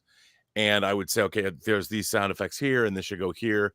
And I gave that scratch reading to the sound designers, and the Foley team started working on that. And they started putting punches and footsteps and everything in. And then when I had that scratch episode, I gave that to the composer so he could compose to that. And then, so I've got that scratch. So then I, when they were done with that, I had him give me a split, an M&E track and the dialogue track split apart. So I had the music and effects, and I had my dialogue track that I could use as a guide track of my own voices. And I'm re-editing all of the actors, the real actors, doing the dialogue into the previously built sequence. And so what we'll eventually do is we're going to go mix all those elements are there, and then we just go and do a final mix. So it's been a really interesting, streamlined process. Sounds like fun. Yeah, it's a lot of fun. It's a lot of fun. Let's see. Challenge for all the panel. Opinions on the Tombs of the Blind Dead Asario series. Well, that's. I mean, I as a matter of fact, there's even a movie I made. I'll tell you a funny story about that. So not to toot my own horn anymore, but so I made this comedy 25 years ago, Free Enterprise, and it had its world premiere in Spain. And so you have to send it early on so they can do translations in both Spanish and Catalan, the local language where Barcelona is, And in the movie, one of the characters asks another character if it's true that they love Tombs of the Blind Dead. And when they translated it, they had the actual Spanish title of Tombs of the Blind Dead instead of Tombs of the Blind Dead. The characters say Tombs of the Blind Dead, but the captioners knew. And so when the character asked that question about Tombs of the Blind Dead, the audience went bananas.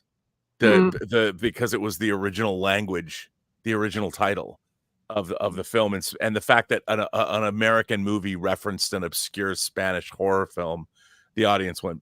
It was one of the most gratifying moments in my entire life. I was like, but I think Tombs of the Blind Dead is my favorite of the Blind Dead movies.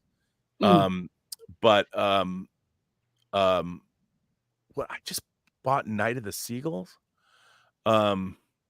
But yeah, I like the Tombs of the Blind Dead films. You know, I think people think they're kind of funny now because the Templar Knights are a little slow, but I love them. You know, Yeah, I love Euro horror from the 70s.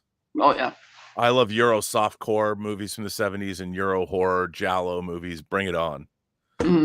Same here, man. Like Mario Bava is my boy. I'm just such a fucking mad Mario Bava guy. Like, Rob, have you ever seen Black Sunday? I know you have. Oh, of course. Yeah, Right? yeah. That movie was so ahead of its time. Like, yeah, I've got Tim Lucas's Mario Bava book right there. What was the one he did? Like Murder on Blood Lake. What was that one called? Blood and Lake. Black Lace. That's the one. Yeah. Blood and Black Lace.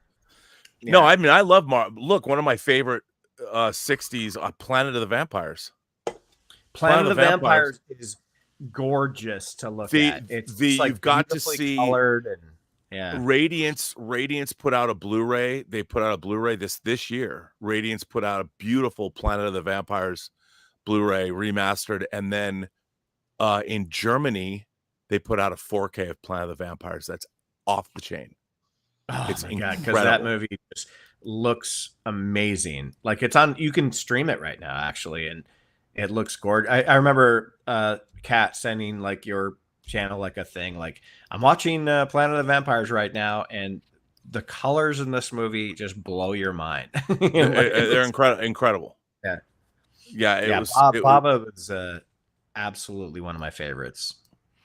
Yeah, I mean he's done a lot of stuff. He did Danger Diabolic as well, but I love Black Sunday. I mean the fact that whole thing is shot on a soundstage is incredible. Yeah, it looks. I mean, there's techniques in that movie that, because we actually reviewed that movie on the channel like in 2018 or something for Halloween.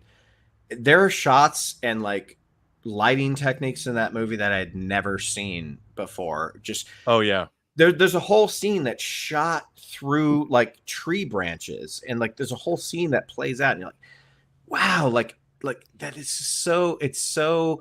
It's just the fundamentals. It's like the brilliance of like, you know, you see what people do now. What happened to Rob? I might have a glitch. He'll probably jump back. But yeah. Woo! Let's see.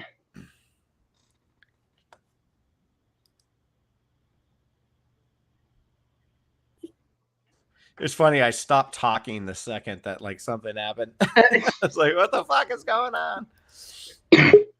Maybe he got bored with my Mario Bava. I just got kicked out. I wasn't even touching anything, and it just disappeared. I was like, I think Rob got bored with my Mario Bava talk. No, not at all. I was gonna second everything that you said. Okay. Is that Pearl right next to you, Rob? It is. Pearl was gone for a long time, but now she's had to bring her out for Nemesis. Do you remember the time that you made an Instagram account for Pearl? Yeah, it's still there. It's still there. I always get notices that you know what's funny? I should keep that because I keep forgetting it's there. Yeah. And I should start this thing weighs so much, but I should just take this around and start making like the gnome photographs from Amelie and just take this alien head to all these different places. That'd be great.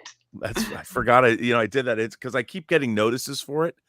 I don't even know if I'm still I don't know if it was connected to my Instagram or not. I remember you spontaneously created it while we were all on a Zoom call once. Yeah. Some years ago. I remember that. Um, and that yeah, reminds me, I still need to take you up on your offer for me to go down and judge your physical media collection. Oh, I know. Well, you can. It's almost totally aside from these stacks of discs everywhere that I haven't filed, it's almost completely completely alphabetized and everything's put away. Nice. So, although getting all these Kino Lorber discs that they send me they're Kino Lorber's out of control. I don't know how they do it. Yeah. Hey Rob, can I ask you a question now that we're like kind of off of the movie stuff? What happened to Whining About Movies? I fucking loved that show. Well, it was just because Elizabeth went to school. Oh, you know, I knew that. I knew that. Yeah, she got her master's degree, but she wants to, and now she's a professor, so she's teaching. Holy moly, that's amazing. She wants to bring it back. You know, I watched it every single time that it was on. Some of those are really funny. Yeah, some of those are just really. I loved it when people started sending you guys bottles of wine. You're just like, yeah, you know, we're just. It was so fun. It was so fun. Yeah, it's. And I loved how like occasionally you would get mildly like irritated because she didn't know what you knew. Well, that's kind of what made it fun. It was fun because I got to show her all these movies and now there's I have a bunch more movies to show her. We did like 130 episodes of that show. Oh yeah. It was every week, I think. That was our pandemic. We did like 2 or 3 times a week. Well, that was the thing, the pandemic. That's what, God, the best content my channel ever put out was during the pandemic because I was just sitting there just doing it, you know, like I did the research, I created this whole new show, and it's like once that all ended, I was like, oh, okay, well, it didn't really take off, so I'm not going to spend that much time on it, but I had to ask you because you're here, and I was like, I love. Oh no, I mean, I love doing the show. We've been talking about bringing it back. You know, it's so you funny don't have to do it as often, you know. There's so many movie review shows now though, but it was fun to go back and like I've watched. It's so funny, all the reaction video shows, but I think that our banter was pretty funny. Oh yeah. Yeah, no, it was great. That's why I watched it. It was great. And then the people that a lot of people, you know what's really depressing, to be honest? I'm getting more and more bummed out that so few people. I mean, there's some reaction channels that go back and watch old stuff. Yeah. But so many fans, like when you talk about horror, there's people that like when we were growing up, back in the day, you know, we had to watch everything. Yeah. You know, like it wasn't like you wouldn't not watch an old movie. You had to watch old movies because you had to know what you were talking about. Yes. You had to see all the Hammer horror movies. You had to see Peter Cushing, and you had to see Christopher Lee as Dracula. And you had to watch all the Universal monster films. And you had to watch. Nowadays, that doesn't exist in fandom, which I think is odd. I'm making a sweeping generalization. There are people that go back and watch, but also you're pretty much right though. Yeah. There's 10 times as much stuff to watch too, which is problematic. There's so many things to see. There's just so much of it now. Yeah, I can't keep up. But people, I do think, Rob, that people are clamoring because I'm one of them. I mean, I have my own YouTube channel, but I watch so many people. I watch you. I watch a lot of different people talk about older films, and I think that's becoming the more successful stuff. Is like going back and you know, if you get somebody that really knows the details and the history behind like an older film, that's more interesting than watching somebody just talk about something that just came out last week. No, it's true. And I think, unfortunately, I was talking with a friend about this today. I don't think, like, if you go back and you watch movies, felt that they were smarter.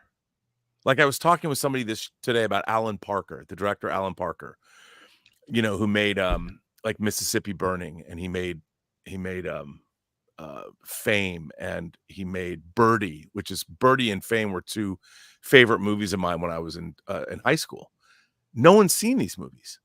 No one knows who Alan Parker is, and it's crazy to me because he was one of the biggest directors in the 80s and did Well, all I kinds of remember stuff. Mississippi Burning. Yeah. When I was a kid. Yeah. I mean, but it's like a lot of it's like we don't have, and it's because of this thing I might do tonight on there's an article in the Atlantic about people that are going to Ivy League schools now. New students at Ivy League schools can't keep up with reading. They're expected to read like a book a week, and they can't do it. Of course, because nobody's assigning books to read like in high school. Like I find that couldn't believe it either. They can't write notes anymore because everything has to be on a laptop or whatever. Even when I was growing up through K through 12, there was very little literature, even in literature class. I mean, I was an avid reader anyway because I loved it. I had a college reading level by second grade, but everybody else was just.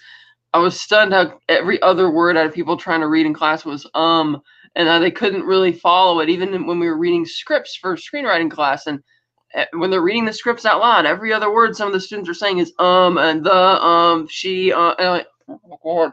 And you're such a show off, Kat. No, but it's kind of surprising that you get like college and people, like you saying, they can't read, they can't keep up with it. Yeah. I've been reading these giant tomes over here that have all the collections of everybody, H.P. Lovecraft or H.G. I mean, I've got there's thousands of books in here, and I know you're a reader. I know you're a reader. I didn't understand how anybody could be a horror movie fan and not be a dark fantasy literature fan as well, because so you had like a lot of my favorite horror writers, like Richard Matheson, for instance, wrote for Star Trek, wrote for The Twilight Zone. And then he wrote I Am Legend that was adapted when I was a kid twice with Vincent Price, The Last Man on Earth, and then The Omega Man, and then Will Smith. So to me, the same people that were creating, and the Will Smith thing, but the people that I love that were working on were also novelists and short story writers. So I felt like it was all part of the same continuum. Like I couldn't not read a book. If there was a writer who wrote on Star Trek, I'd have to go read their books. Like that's how I started reading Harlan Ellison stuff. And I just I didn't understand, like in Stephen King, when I started reading Stephen King, it was and then they started making movies out of everything that he wrote. And and then I started, every time a Stephen King book would come out, I would go get it. And then you're starting to read Fangoria. I love Nightmare Library. That was my favorite. And whenever Fangoria came out, the first thing I would read is Nightmare Library. And if something sounded interesting, I would order it or go get it. That's how I found like Red Dragon. Great book. Thomas Harris's Red Dragon and Silence of the Lambs. I mean, and all these things, they all fed into each other. And it was like, and nowadays I don't, it's wild to me that people don't have it. But fandom has changed, and there wasn't as much good media as there is now either. Like if you asked people when I was in high school, what are the 10 greatest science fiction movies, everybody would say the same thing. You'd always get back 2001, Planet of the Apes, Forbidden Planet, Day the Earth Stood Still, and all the way up to like Star Wars or Empire Strikes Back. But there wasn't that many. Everybody agreed on the 10 greatest ones, and even when in 82, nobody would have ever said Blade Runner was a movie that gained status, because when it came out, it was a huge disappointment for everybody because they wanted the space Indiana Jones, and watching this, watching that stuff, grow. And it was an interesting time. I mean, it's been wild to watch fandom. And like Texas Chainsaw, it's 50 years. It celebrates its 50th anniversary this year. Yeah. But it's still, when people talk about the best horror movies ever made, it's still at the top. Yeah, it's in there. I mean, it's top. The top 5 spin around, but everybody agrees, Exorcist, Texas Chainsaw. And again, like I think people's perception on these older movies that have this like, high clout as far as like horror, you really have to. Last year, so this year I saw Texas Chainsaw on the big screen. Last year I saw The Exorcist with a buddy, and that movie is so much a drama as much as it is like a horror movie. Oh yeah, for sure. And I fucking completely forgot about how great the performances were and how great like the pacing was. It's not about the spectacle of the stuff that goes on in the bedroom. I mean, that's there and that stuff is great, but there's so much more going on in that movie. And last year when I saw it on the big screen, I'm like, I walked out just going, I have so much more respect for this movie. So much. Yeah. Hungry for Doctor Who says, well, that sci-fi list, Rob, was USA centric. Yeah, but if you really think about Solaris was always on the top 10 list of science fiction films. And then, there were lesser films like 20 Million Miles to Earth, the Quatermass movies might show up on one. But in terms of British sci-fi, in terms of feature films, there just wasn't a lot of it. There was, what are you going to say, like Moon 02 or something, but there's a lot of British science fiction movies I love, like Journey to the Far Side of the Sun that Jerry Anderson made. I love that movie, and that movie's really kind of crazy. But in terms of transcendent science fiction movies, I would say there's more in the top 20. You would find more British and Japanese movies. Rob, why do you think science fiction movies these days don't do well at the box office? Like, you have your like Ad Astras. I never saw that one. I don't know if it was good or not, but it wasn't. It wasn't. Yeah. But you have a lot of science fiction stuff these days that like people just don't go out to see for some reason. Why do you think that is? Well, I mean, look, like Christopher Nolan could go make an Interstellar. Yeah, that might be one of his weaker movies, but I still liked it. But I agree with you. I don't love Interstellar, but he made it and it made money. I would say Inception was a science fiction movie that I enjoyed. That he made. Yeah, that made like. I guess. But I think the problem is that it's hard to get a science fiction movie made that isn't sort of a hybrid film. Yeah, of something like it's got to be sci-fi horror or sci-fi action adventure. It's really difficult. I'll tell you, there's a movie coming out. Like I love The Martian. I think The Martian was a great science fiction movie. Fun movie. Yeah. It's the Andy Weir who wrote that book, the Martian's based on. They've been shooting an adaptation of his novel Project Hail Mary. Project Hail Mary, if it's pulled off, could be one of the great sci-fi movies ever made, if it's done right. And it's a very simple story about Ryan Gosling plays a science professor who ends up having to go save the Earth in a spaceship and has to team up with a very, very alien. And they have to learn how to work together and they have to learn how to communicate. It's awesome. I read the book in one sitting. And I think it goes in cycles. If you have a science fiction movie that makes a lot of money, everybody will start to go make science fiction movies again. That's true. But right. I think that but so many science fiction movies are derivate. Everything is you're gonna get something cyberpunk. I mean, it's also, is the idea truly unique enough that's going to grab people? Right. Exactly. Well, yeah, like District 9 or something, which just became a one-off, and I'm glad they didn't make a sequel to that movie. I didn't actually love that movie, but it did do a lot for science fiction, I think, at the time in 2009. Phil says he remembers seeing The Exorcist in theaters for its 30th anniversary, and it had such a greater impact on him. Oh yeah, it's amazing.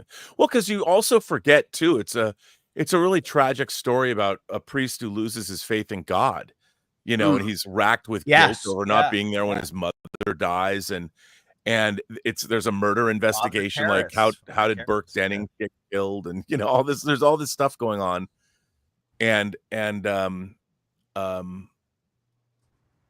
yeah. God, I love the Exorcist 3 so much. Like it's great. I fucking love that movie, man.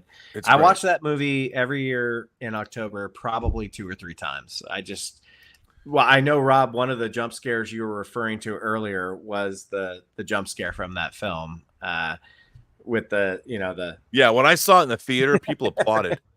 The whole audience broke out into spontaneous applause. I saw the movie opening night in Westwood.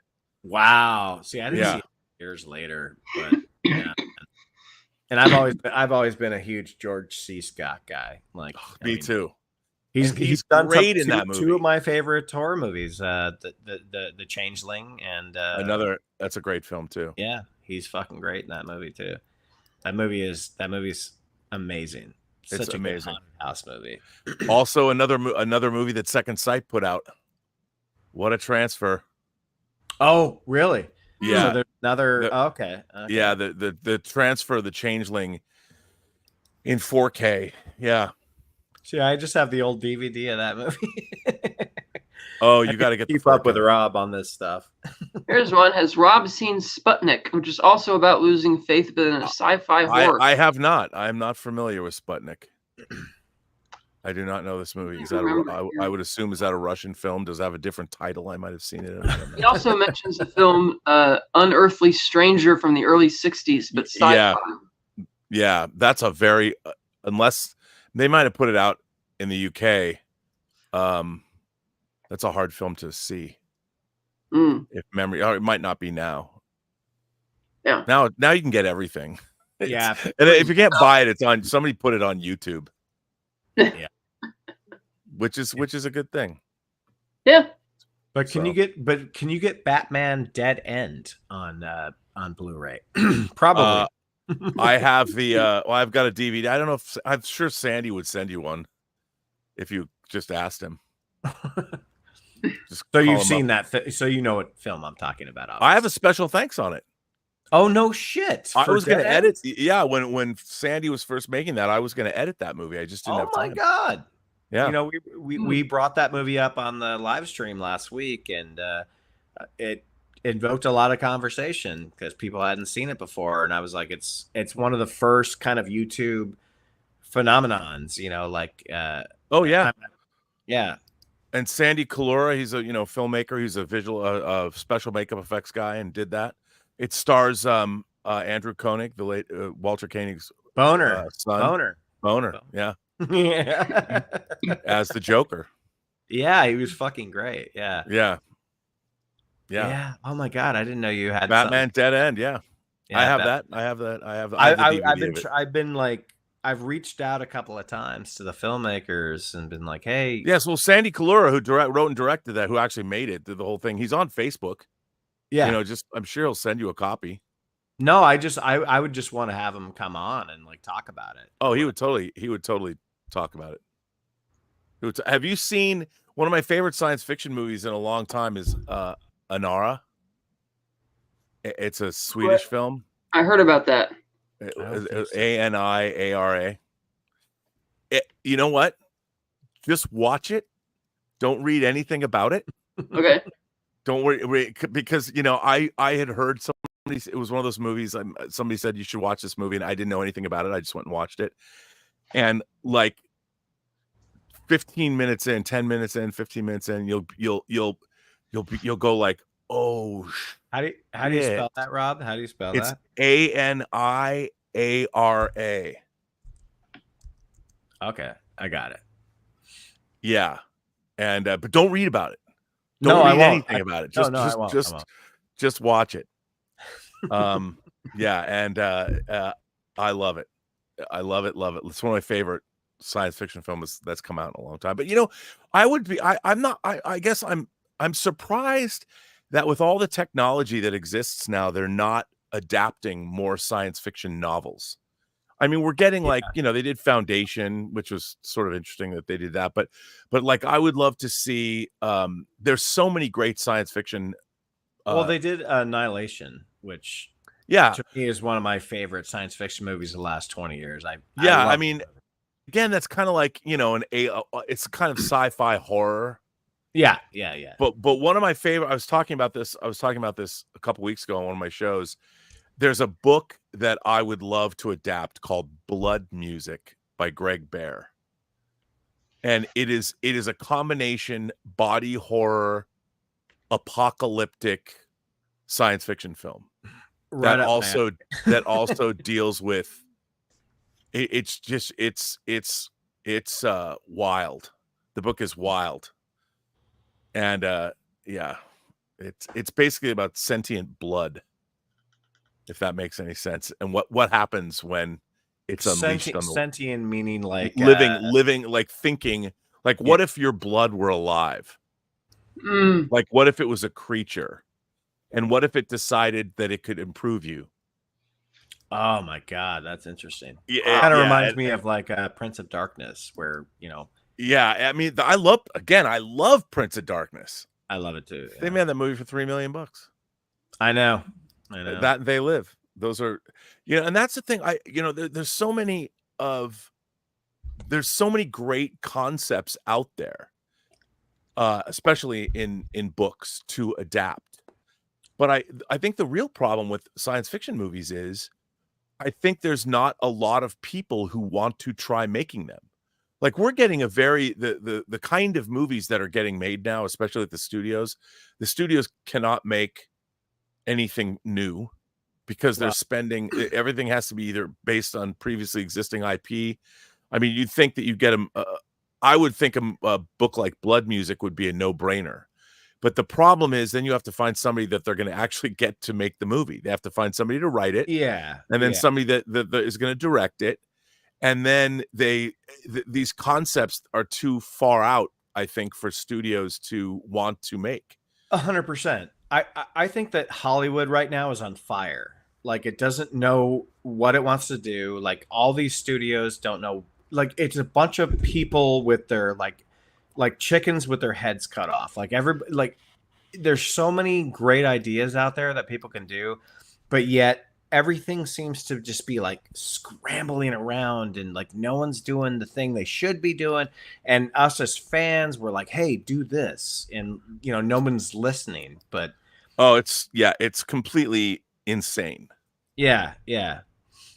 And it sucks because there's so many things you can, like, you just said it perfectly, Rob. It's like there's all these ideas out there, sci-fi, amazing sci-fi stories to tell, and like and you don't need these like, and that's another thing why I say Hollywood is burning, because they don't know how to like approach something with a proper budget anymore. Like, no, oh, you know what, that idea is good. Let's give it like $30 million.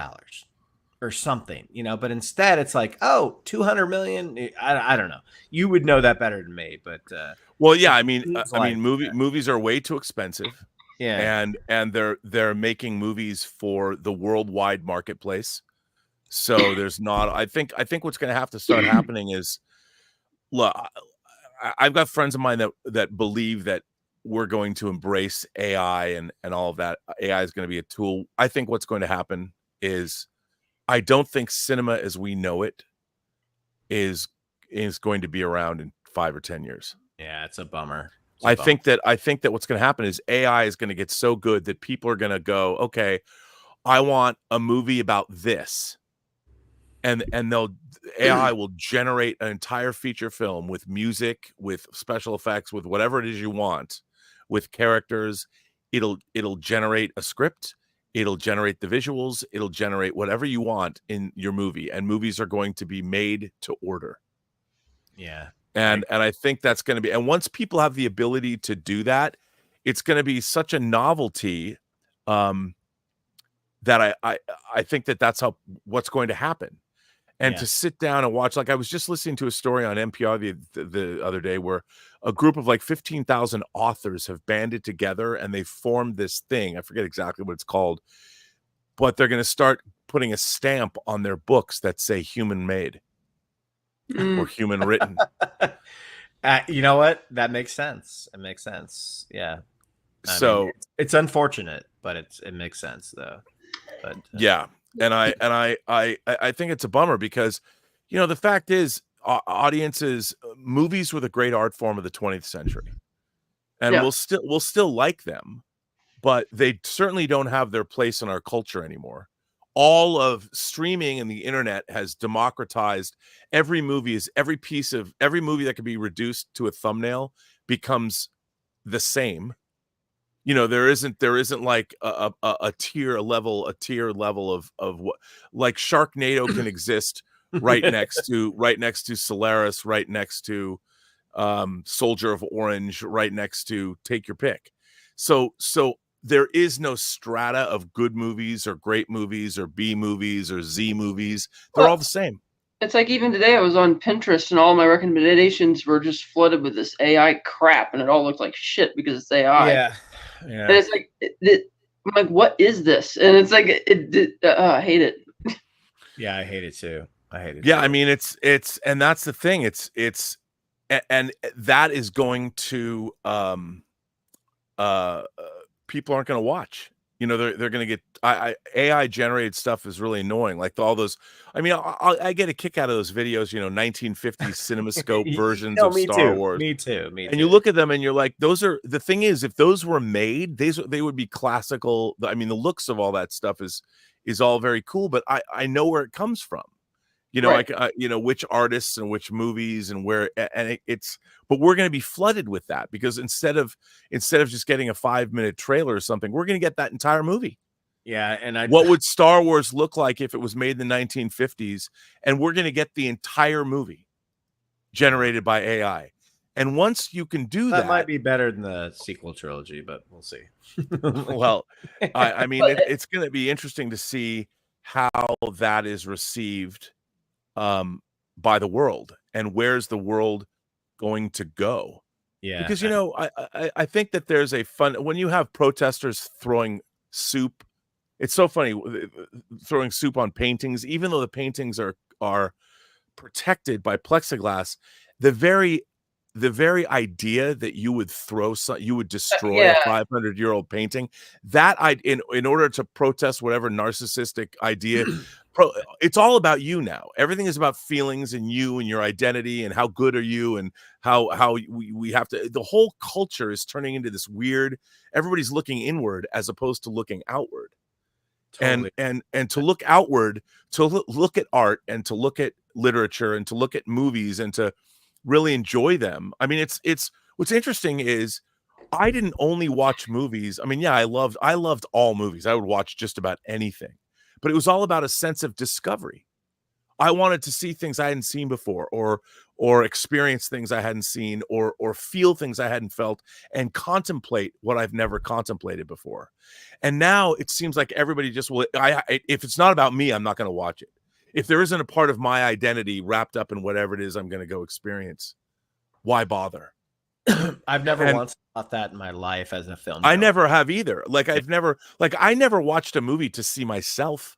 No. I watched a movie. That's to see the last thing I want to see. And it's so bizarre when people talk. I was having a conversation with a friend of mine the other day about, you know, people have read to me. People have written to me and they're like, you know, Rob, you're beginning to sound more like you're leaning to the right, or you're becoming, you know, a Republican or something. And because you talk about, or you go on streams with people that talk a lot about woke. Why? material. Because you were on FNT. Yeah, all that stuff. It's people, and I said, I said to a friend of mine, I go, when we were growing up, issue-oriented films were a big deal. Yeah. And people liked them. You know, like if you were watching Glory, which Denzel Washington was in, you know, Matthew Broderick's leading black soldiers during the Civil War or something. And there was always, going all the way back to like Guess Who's Coming to Dinner and In the Heat of the Night. And I was watching movies about tolerance, racism, my whole life. But the stories themselves were honest and true. And it's almost as if in the last 10 years, people forgot we had issue-oriented films all the time. You know, and I always bring up, recently I've been bringing up the idea of a movie like Philadelphia, directed by a gay man, stars America's dad, Tom Hanks, as a gay man who's dying of AIDS. And the audience proxy character is Denzel Washington. Is Denzel, who's I don't like gay people at the beginning. No, I don't like. He shakes. And it was so brilliant to cast a black man as the audience, the proxy for all of us, because at that time, AIDS was still raging. It was still a horrible subject. Gay men, the gay male community was being discriminated against. And that movie did more, I think, to make a general audience more sympathetic to the plight of what was happening in the gay community with the decimation caused by AIDS. But that film, because it was Tom Hanks and because it was Denzel Washington and because Bruce Springsteen wrote the theme song, that movie got through to a lot more people. Yeah. And generated. If a movie like Philadelphia hadn't been made, it was an Academy Award winner. I don't think we would have had. Nowadays, Rob, you can't make that because Tom Hanks is not gay. That's what I mean, and it's amazing to me that is the first thing that would happen. That movie would not get made, and if you look at the progression, how there was, if you see what happened in the wake of that movie, we have same-sex marriage in the land, and all of these good things happen because these stories are being told. And now with our youth and modern progressives, and when they're saying, look, Tom Hanks was not cast in that movie because he was straight. He was cast in that movie because he was a box office draw. Yes. Yeah. And and he's an actor. He was a good dramatic actor that people didn't know yet, So. Exactly. And the thing is, since when in recorded history has an actor had to be the thing that they're playing in order to play that role? Never until only in the last 10 years. Yeah. Only until this I would say even less than that. Yeah. Well, yeah. That whole thing about Scarlett Johansson like wanting to play this like trans woman, man, trans man, like yeah, that fucking pissed me off because I was like, okay, she wants to do something daring and interesting. It's like they're like, well, no, you can't do that. It's like, well and funny that story, if that story based on a true story, if that story was told, it could have done for trans activists and the trans cause what Philadelphia did to, and the thinking. This is what we live in, a profoundly narcissistic, navel gazing, uneducated, stupid time, because people would realize that it's not, when you're making a movie, the first thing when you're putting in millions and millions and millions of dollars into a movie, you have to have people in the movie that the audiences want to see. Yes. And Scarlett Johansson, coming off of playing Black Widow in Avengers movies, puts her at the top of the. They will make people want to see that movie, to go see the film. And what you want is a story of a trans man. And I'll tell you something: there is no box office trans male actor that is going to generate the kind of box office that Scarlett Johansson's going to generate. There isn't one. Maybe one day there will be, and that's okay because it's called acting. Well, it's so weird now that people are like, no, you can't play this. And then there's all these people that want to police. They're getting ahead of themselves because they feel that they're doing something. I'm on the right side of history, so I'm going to protest this idea. And it's like, it's all about them. See, I can feel good about myself by going on and saying that this was a bad thing. No, because you didn't think it through, because you're only thinking about how it affected you. Or how you wanted people to perceive that I'm fighting the good fight. Why? By making sure a story that might have helped a lot of people doesn't get told. Yeah. That's what you did. That's what those activists did. They killed a story that could have gone a long way toward making people understand the trans experience. And I'll tell you something. Now people didn't get to see it, and this culture was diminished because of it. Yeah, I 100% agree. And that's happening across the board. Finity says it. Admiral Thrawn can only be played by a Smurf. It's a blue thing. You wouldn't understand. It's so frustrating to live in this time. Our AI conversation. Hungry says, as a retired illustrator, I know how much digital art programs improved in the past decade, but the improvement curve has now gone through geometric augmentation. No way around it. Well, I'm happy that you're a retired illustrator because it's a big fucking crapshoot these days.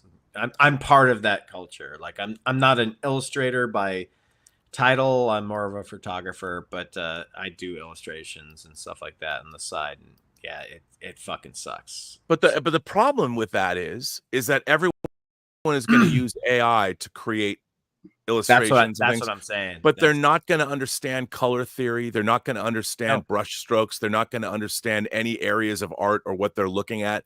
They won't know the difference between somebody who's a cubist, somebody who's a pointillist, somebody who's a portrait. I'm sorry, Rob. Oh no, just that's what it's going to do. Well, that's what I've said about like these AI scripts. It's like you don't understand the human emotion. You don't understand, like, no AI can like take how someone's going to feel based on something that happens in a scene. Like, like there's Well, so many like well, brilliant scripts based on like somebody who's got 5 or 6 different emotions going on at the same time. Yeah, Kat. well, that's why AI, even if you plug in your own AI movie, everything's going to suck about it. Like the acting's not going to be there. Well, no, but it stems from the writing though. It's like, how do you that too, write characters when you're not a being? You don't know what's going to happen with somebody when they well, like even right now, if I were to plug an AI program and to watch every video that Scotty and I have ever done, I would still have to do a top-down rewrite if it provided me a script of it because of how bad it is. All right, well, yeah. But that's the thing. I wonder where. I don't think we know music, movies. I mean, I'm listening to people are AI generating songs. They're amazing.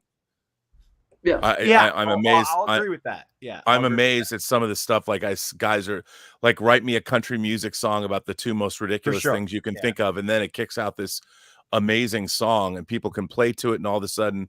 But the problem with that is, art is how we define ourselves. Songs, movies, books, all of these things are reflections on what it means to experience humanity. What does it mean to be alive on this planet? That's what we've used art for throughout history, from the time people started painting on caves, when we first came out of the trees or whatever. And now we're not going to have that anymore. Yeah. Now people are going to say, they're not going to write a poem about what they feel. They're just going to have, write me a haiku so I can give it to my girlfriend. I always Hi, think honey. about the more about AI, I think about, and this is very obscure, but I think about Ethan Hawke's character from Reality Bites. And if you've ever seen that film, he's so like invested in the moment with everything, and he hates what's going on with like the future and stuff like that. Like I always just think about Ethan Hawke's character in that film, trying to understand what's going on nowadays with like, because this weird thing, and I think it was Scorsese the other day said, okay, the art form is officially dead. Have you seen that, Rob? Like he said that because there's this photo out right now from Variety about TikTokers being. Oh yeah. I read that article. So Scorsese already said, okay, it's officially dead. Like because of that, Well, I don't think that he's wrong, but I don't either. The thing about TikTokers and influencers is they're talking about our lives at the moment. They're out there, so you could say that is, but they're hitting. I mean, they're actually talking about things that are actually happening or doing and they're not. No one's doing a painting and asking you to bring your own meaning to that painting. Like, what does this mean to you? Right. And I think he's right about that, in the sense that, I mean, I never thought that I thought one day I might write the last thing that I haven't done in my life creatively that I really want to do is write a novel. That's I've always wanted to write probably a horror novel, dark fantasy novel. And that's the last thing but I've also like thought about teaching or something, and as I get older, but then I'm doing it on YouTube. I've said all that I have nothing more to say. I really don't. I mean, I think about, I need to do YouTube because I need to augment my income, but and it allows me to spend time making things like True Noir, to see, because I don't know if True Noir is going to make any money. I certainly hope it does, because it's expensive to make. But I mean, I've done on my own channel, I've done 1,000 shows, and that doesn't even include Let's Get Physical Media or Whining About Movies or Midnight Metal. I did hundreds and hundreds of shows at Collider. I did hundreds and hundreds of shows with John Campea. I honestly don't think I have one more unique thought in my head to share with people. I honestly don't. I just regurgitate the same shit in different ways. And you were always my favorite part of Heroes. Yeah. I mean, I love doing it. Yeah. But it's like, I've been on. Next year, I will celebrate my 10th anniversary being on YouTube. Nice. But that's insane. Yeah. And I mean, there's thousands of hours of me talking mad shit on the internet, falling asleep drunk on the internet, I saw slurring words on the I internet. saw one of those. And those midnight shows were really fun. I mean, yeah, I mean, that's some of your best episodes there, Rob. we had, but it's like, what else do you do? No, I get it, man. I mean, honestly, Rob, like I know it's pathetic to say because we just said 800 subscribers, but we've been a channel for almost 9 years, and we'll be at 9 years in April. You know, it's like we've both watched how the format has changed and how everything has changed on you know, like going from like these massive, like, you know, what do you call it? The studio, like the Collider Studios and the Movie Talk, which you were a part of some of that stuff. Like that's all gone because now you just need like a microphone and a good camera, and you can reach the same amount of people, I think. But yeah, I mean, it's wild. I mean, the reach, and it's I've reached more people on YouTube than I would ever through any movie I make or any, you know. Well, I don't know. I mean, free enterprise. A lot of people. No one can see it, but it's out of print. I can't get a hold of it. It's been out of print since 2006, and you certainly can't see it in anything other than standard definition because it doesn't exist. Oh, I didn't know that. Yeah, and I would love to remaster the whole film if I could. But you know, hey, I must take my leave of you. I realize I have to go feed my dogs. Oh my God! Do you still have oh my God! Gilbert. Yeah, we have Gilbert. Gilbert's our elder statesman. Still have him. He's great. I love Gilbert, man. Gilbert's amazing. I miss Gilbert being on the show. You give him. Yeah, I miss Gilbert being on the show. Yeah, I gotta clean the passageway up that they can get to me. And so then you I think what is it, Tallulah? We have Tallulah. So we have Gilbert, Tallulah, and Sebastian. Oh my God! Yeah. Oh, Sebastian's a purebred poodle. Just made me so happy when you would show him on camera. Oh, Gilbert is the best. He is the best. Gilbert, you want a cookie? You want a cookie? He loved it. I will eventually have to make my way down there, as I keep saying. And come on down. Yeah, I remember one time you said we should go out to Palm Springs. I'm like, yeah, that'd be awesome. Yeah, I mean, I'm 40 minutes away from downtown Palm Springs. We should all go. So yeah, I live in Orange County, so I'm basically the same distance you are. Yeah, just come on up. All right, well, this was fun. Great conversation too. I really enjoyed it. Hey, Rob, this was a blast, man. Yeah, it's good to talk to you. I haven't talked to you in years. So I know it's been a while. Yeah, so I'm glad. You know, thanks, Kat, for asking me. Yeah, thanks for coming and celebrating the movie. Official 50th anniversary today. I know. Oh, is today the actual anniversary? Oh my God, that's October so cool. 11th, 1974. Yeah. Wow. Okay, that was so cool that we just talked about that. Wow. Yeah. Great fucking movie. We are doing it. Dieter and I are doing it. Let's Get Physical Media tomorrow instead of Sunday. So I think my 4K of Nightmare on Elm Street arrives tomorrow. Steelbook. Ooh, nice. Looking forward to check that out. Yeah. Yeah. I'd love to get a box set of all the Nightmare movies like they put out in DVD. Yeah, because they put them out on Blu-ray, but not. So far, this is I'm surprised they took so long to put this one out on 4K because it's the original. I know. Well, Black Phillip. Yes. Gulp. Oh, that's all right. Sorry about your technical issues, Phil. We're glad you were here. I'm gonna go back to my little editing job, I think.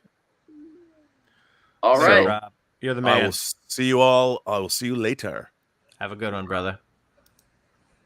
So another unique thing about this film is that they actually shot it mostly in chronological order, which doesn't happen on movies. No, I think it used to happen on movies a lot, though. A lot, back in the day, I think they did a shooting script and they kind of followed. It's different these days with your second units and all that stuff, but I think that kind of makes sense. Yeah. Anyway. Hail Ernesto. Hey, dude. Don't mind me. I just hacked my way through. Hey, brother. What's happening, man? Oh, I got out of the movies. I was watching the new My Hero Academia, and then I figured, oh, let me check how that review stream is going. And when I popped it, Rob's there. I'm like, wait, Rob? What the hell?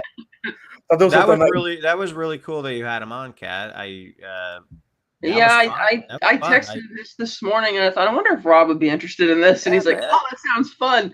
But I wasn't way into it. He was way into it. Yeah. He was really into it. He was here for a hour, like 2 hours or something. Hour 50 minutes. Yeah, he had fun. It was nice to talk to him. I haven't talked to him in a long time. So yeah, Cat buried the lead. If I would have known, I would have skipped the movie and stayed home. I didn't know he was going to come. I didn't think to invite him. We were going to have a pattern. It was supposed to be Ben, me. Phil dropped off right away. And Phil, and then Scott, and then Steve. And our account only lets us, I think, have 6 people on. So I'm like, okay, that should fill it out. And if Ernesto comes, okay, great. But then Scott says he's not going to be here. Steve was just AWOL. And Ben said he's going to be here for like a little bit, or he'd try to be here. So I'm like, I'll just send it to Rob because we're running out of people and see if he comes. And it's like, oh, cool. I was more than happy to hang out and just talk movie. It's so fun to talk movies with you guys. Like, holy shit, that was a great conversation. That was a great conversation.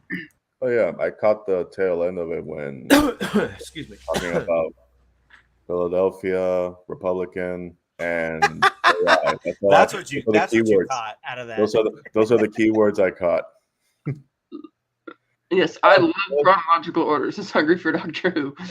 Well, you know what's funny? I used to think that that's how they would shoot movies until I got to college, and they told me no, they do the big set first. That's how they make the trailers. They shoot the money shot and everything first for the trailer, and then the rest goes from there.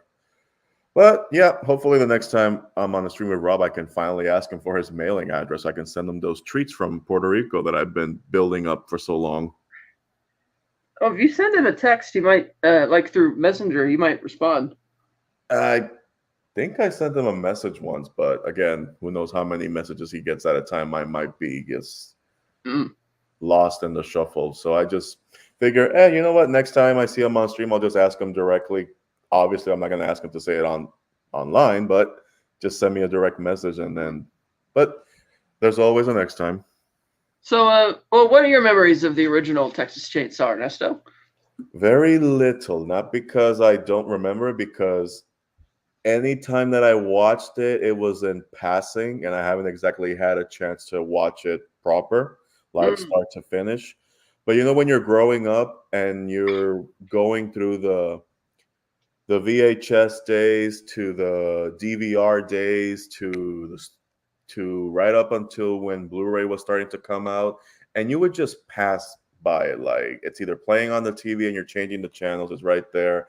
And I always remember just key moments, like Leatherface like holding onto the chainsaw over his head like a boombox in that movie, and he's just like angry that they got away, or the lady waking up in the middle of the family room and everybody's laughing at her and she's freaking out, like just those key moments. And I always remember, I'm like, this is some fucked up shit.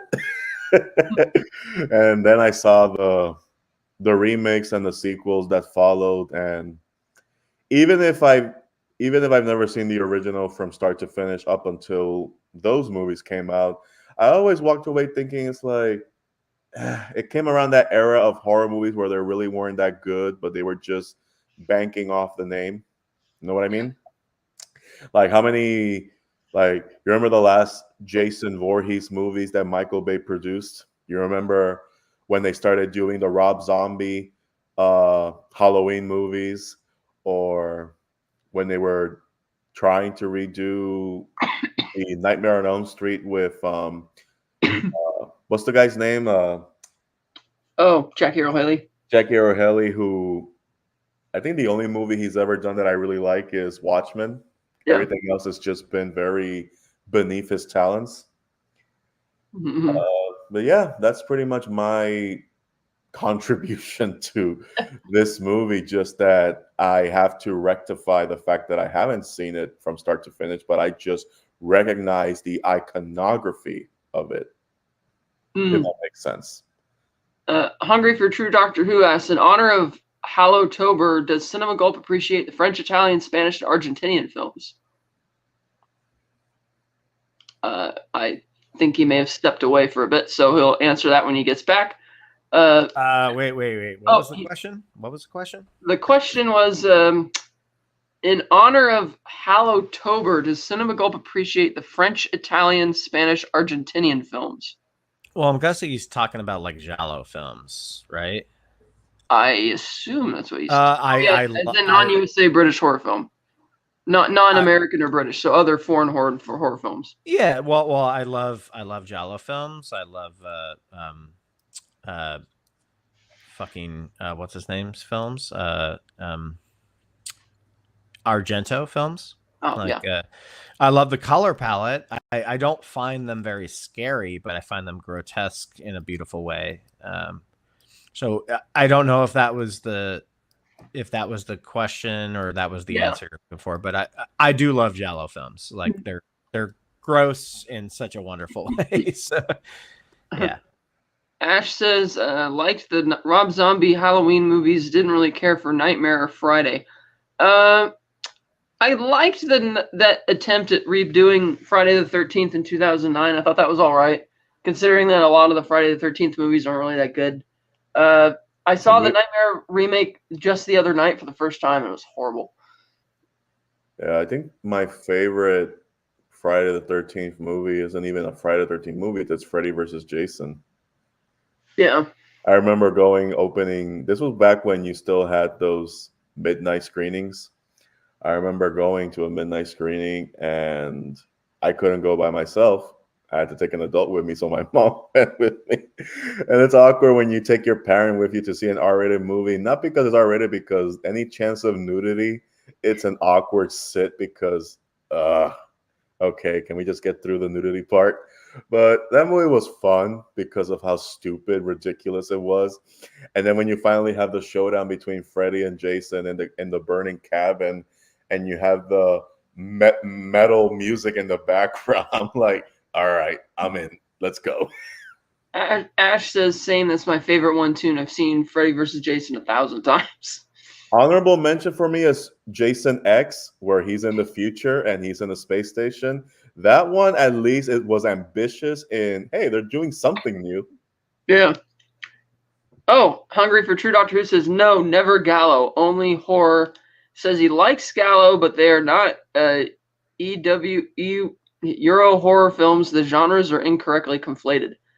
I'd have to polish up on some of foreign horror. I mean, I liked Diabolique. That's a great French horror film from 1955. I remember when Parasite came across us a horror movie just from the trailer. From the poster. Then when you see the movie, it's really not a horror movie. It's just it's just a drama, but with a really fucked up poster. If he's talking about like Andre Vaja like horror films from the 50s, those are some of my favorite movies of all time. But they weren't considered horror movies when they came out. I don't even know if that's what he's talking about, but they're very scary, weird Polish films. Yeah, and I love them.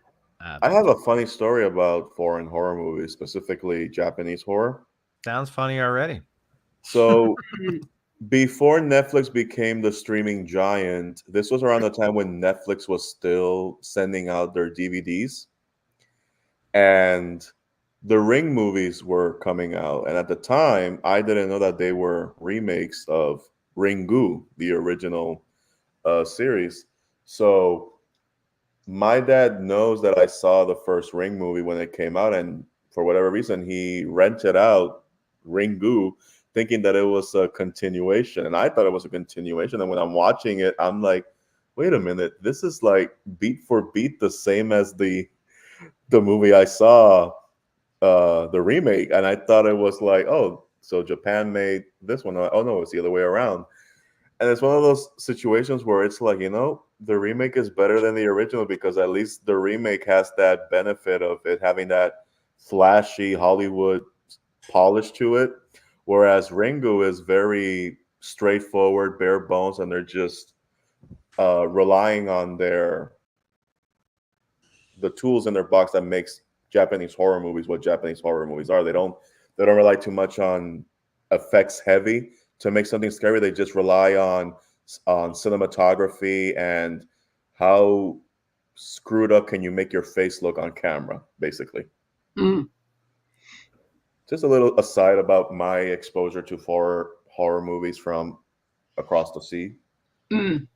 I've yet to see a Boardman movie. I've always heard they're disgusting, but haven't seen one of those yet. And no, I haven't seen the Human Centipede movies either, but I do have them on the pile just for that special occasion when I want to challenge myself to actually sit through it and just finally rip that Band-Aid. See, Hungry for True Doctor Who says you cannot say that Kill Baby Kill is in the same genre as Barren Blood. No, you cannot. But I think that the reason those genres get conflated, Hungry for Doctor Who, is because I think it's just because the Gallo films are just so famous that, and that's like they're so visually striking that's just what comes to mind for a lot of people when they think, horror in Italian. Even though you're right, they're different genres because they're not all, strictly speaking, horror themed. Even. Ash D says, "You're not missing anything. It's horrible. No need to see Human Centipede." Oh, I mean, once you see that first image, it kind of just says it all. It's just, I just have that nagging, morbid curiosity just to see what else is there to it other than, what it actually will end up being.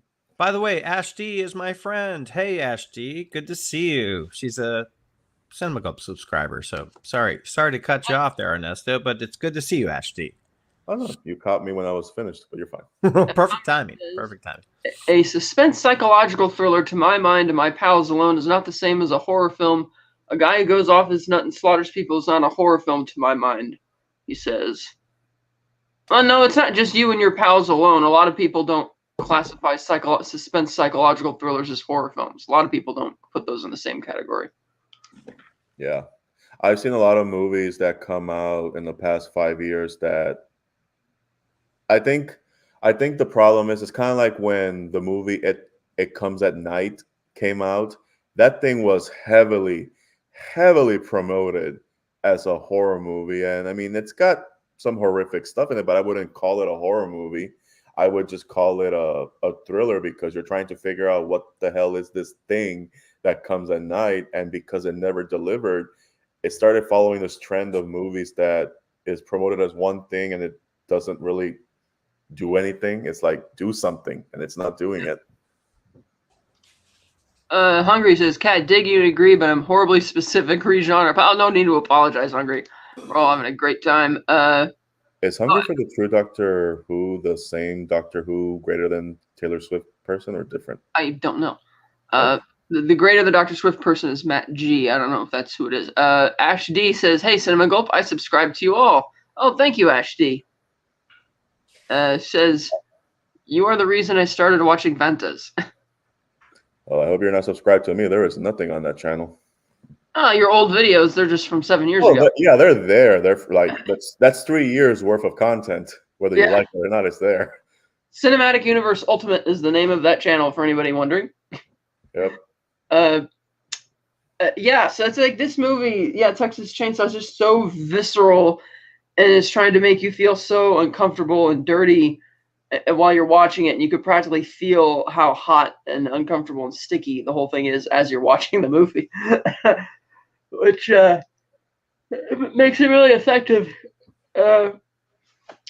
It's crazy, and even Leatherface spends the second half of the movie running around with a chainsaw. He doesn't.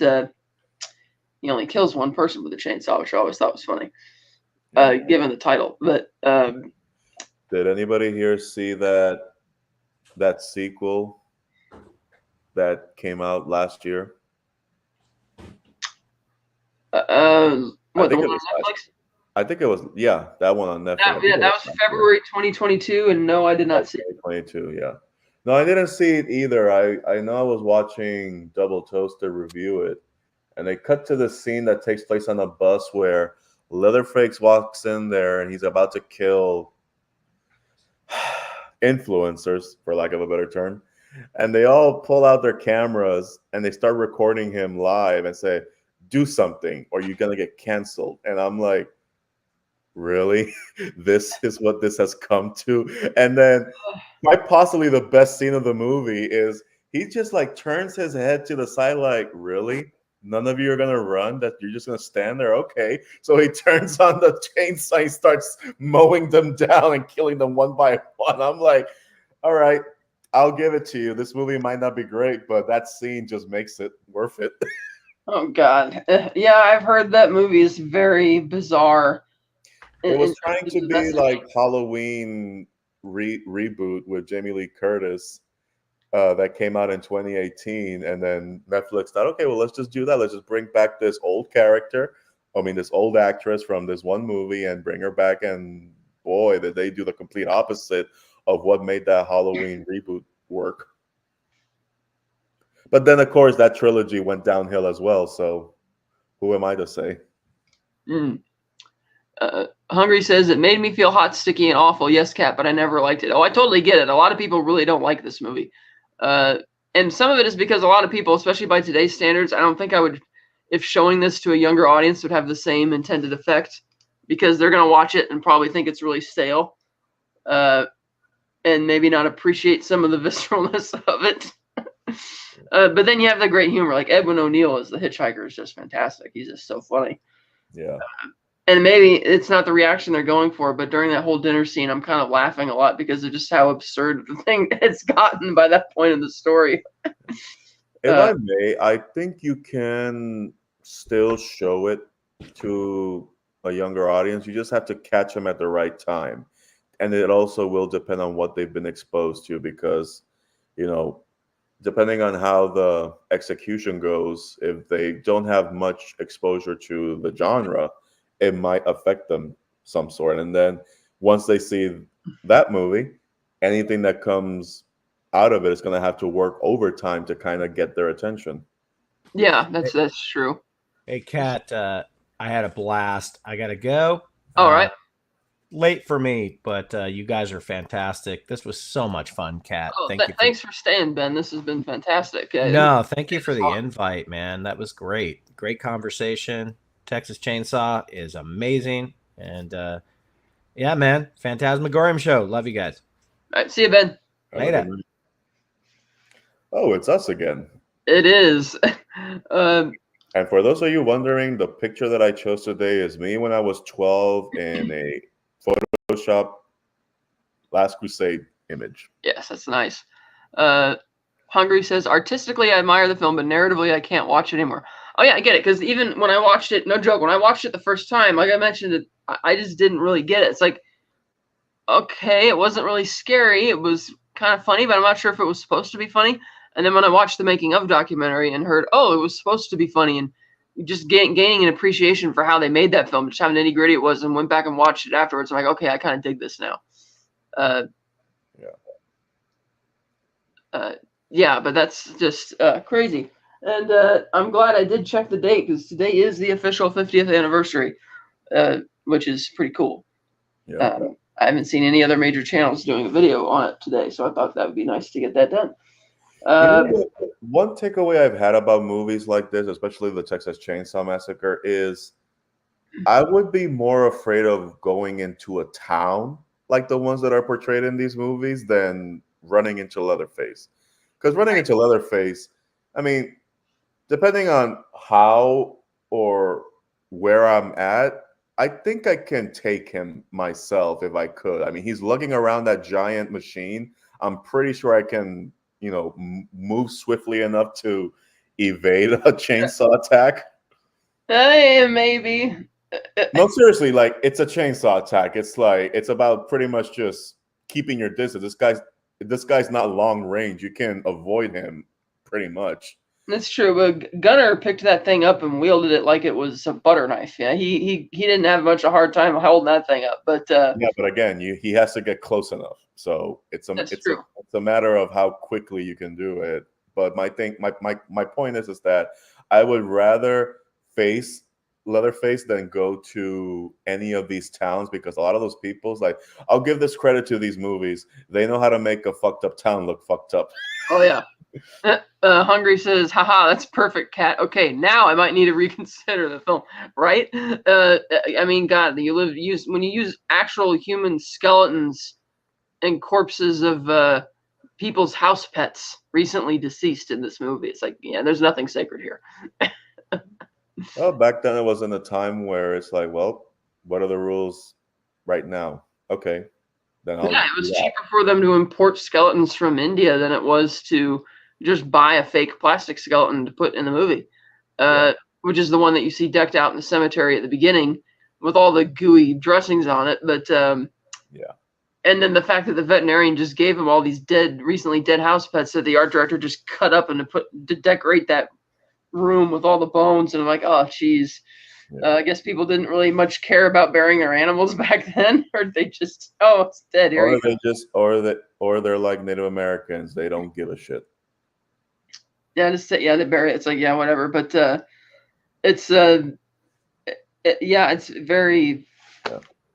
Also, I apologize if I insult anybody. I don't mean that any Native American doesn't care about animals. I'm sure a lot of them do. But I work for a tribe, and this week has been kind of brutal with some families and keeping their pets outside and not fed, and they all look bone and about to be 1 foot in the grave. So it kind of, oh, jeez.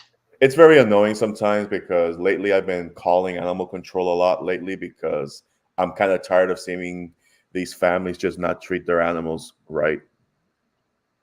Like if they don't care for them, don't have them at all. Yeah, and to your point about you'd be more afraid to go to a town like that, you feel that in this movie too. Like when they go to the cemetery, and yeah, there's a couple normal people hanging around that truck or that guy's telling a story, but then you see that weirdo sitting down in the tire on the ground. He's like covered in beer, and he's just like the camera's getting uncomfortably close to him, and it just feels too weird. And then you get to the barbecue place at the gas station, and the cook has got all this meat, which at first you think is just a bad looking barbecue, but then later in the movie you think when she goes back there, is that like dead people? Yeah. And honestly, there's just some situations. There are some scenarios where you're just like, one crazy weird person I can handle. 2, that's fine. 3, okay, now you're starting to multiply. But when it's everybody and you're the only person who has any sanity, or you're the only person whose hairs are pricking up a bit on the back of your neck, something's off. Yeah. And it's just you. And it's just like, okay, how the fuck am I going to get out of this? One person I can handle, not all of you. Yeah, nowhere in the movie feels like a safe place to be. Yeah, and then sometimes I wonder how these towns, again, I know it's a movie, but it's like, if you were to put yourself in there, you're just like, okay, logistically speaking, how are you still around? Like, who's bringing you shit? Number 1. Number 2, who's even doing business with you? Number 3, seriously, how the hell are you still around? Well, yeah, it's like those antique shops, and people go in and look around and stuff, but how often does somebody actually buy something? Yeah. And is the trinket they're buying going to keep the lights on? Yeah. I think the closest portrayal of any of these outside city limits kind of small town areas was a comedy movie, Wild Hogs, with John Travolta, Martin Lawrence, and Tim Allen. And I remember watching that movie, and my dad's like, oh yeah, that's the kind of town that you would probably walk into, where you don't recognize all of these as branded. They're just very locally owned. That makes sense to me. But then Texas Chainsaw Massacre and other movies like it, they're just a fucked up version of it. Yeah. And the crazy thing about Texas Chainsaw is that they only shot it just a few miles north of Austin, in Round Rock, and some of the surrounding areas there, which are now a lot more developed. So yeah, like a backwater area is fine. Like those I'm used to seeing. It's just in this movie, it just amped up to -5. And it feels like they're on the moon or something. Like, this doesn't feel like a real place, and yet it kind of is. And then you think that they probably shot this in the heart of Texas, in the middle of nowhere. And it's like, no, actually, it was just a few miles outside of Austin. Yeah. Like I've seen, even when I work for the tribe, I've seen some pretty bad looking houses, and when you have those dirty home situations, and yeah, there are people that be it mental health or drugs, they do live in their own filth in a very bad way. And there are kids in there, and you gotta, shit, I gotta get these kids out of here. Like, you gotta deal with lice and rotten meat. And I think one house was condemned because of the pileup of dirty clothes and cups of urine and feces and all that. You have this combination, almost like a perfect storm of, we need to put a hazmat suit just to walk in here because of how contaminated of fluids and bodily functions are in here. Yeah, it's like I can buy something looking and getting into a really messed up place, but again, kind of like the main topic, how the hell is this town still going? Well, that's another thing, is that you technically don't ever see the town in Chainsaw. You see the cemetery, you see the gas station at the side of the road with a little barbecue place, and then the two houses, and that's it. But I'll give it credit. It makes your imagination run wild of the stuff you don't see. That's true. Hungry says, "Dirty homes, welcome to Aussie land." He says, "I come from the land of wombats, and we had to put up with the true horror of Wake and Fright, starring Donald Pleasance."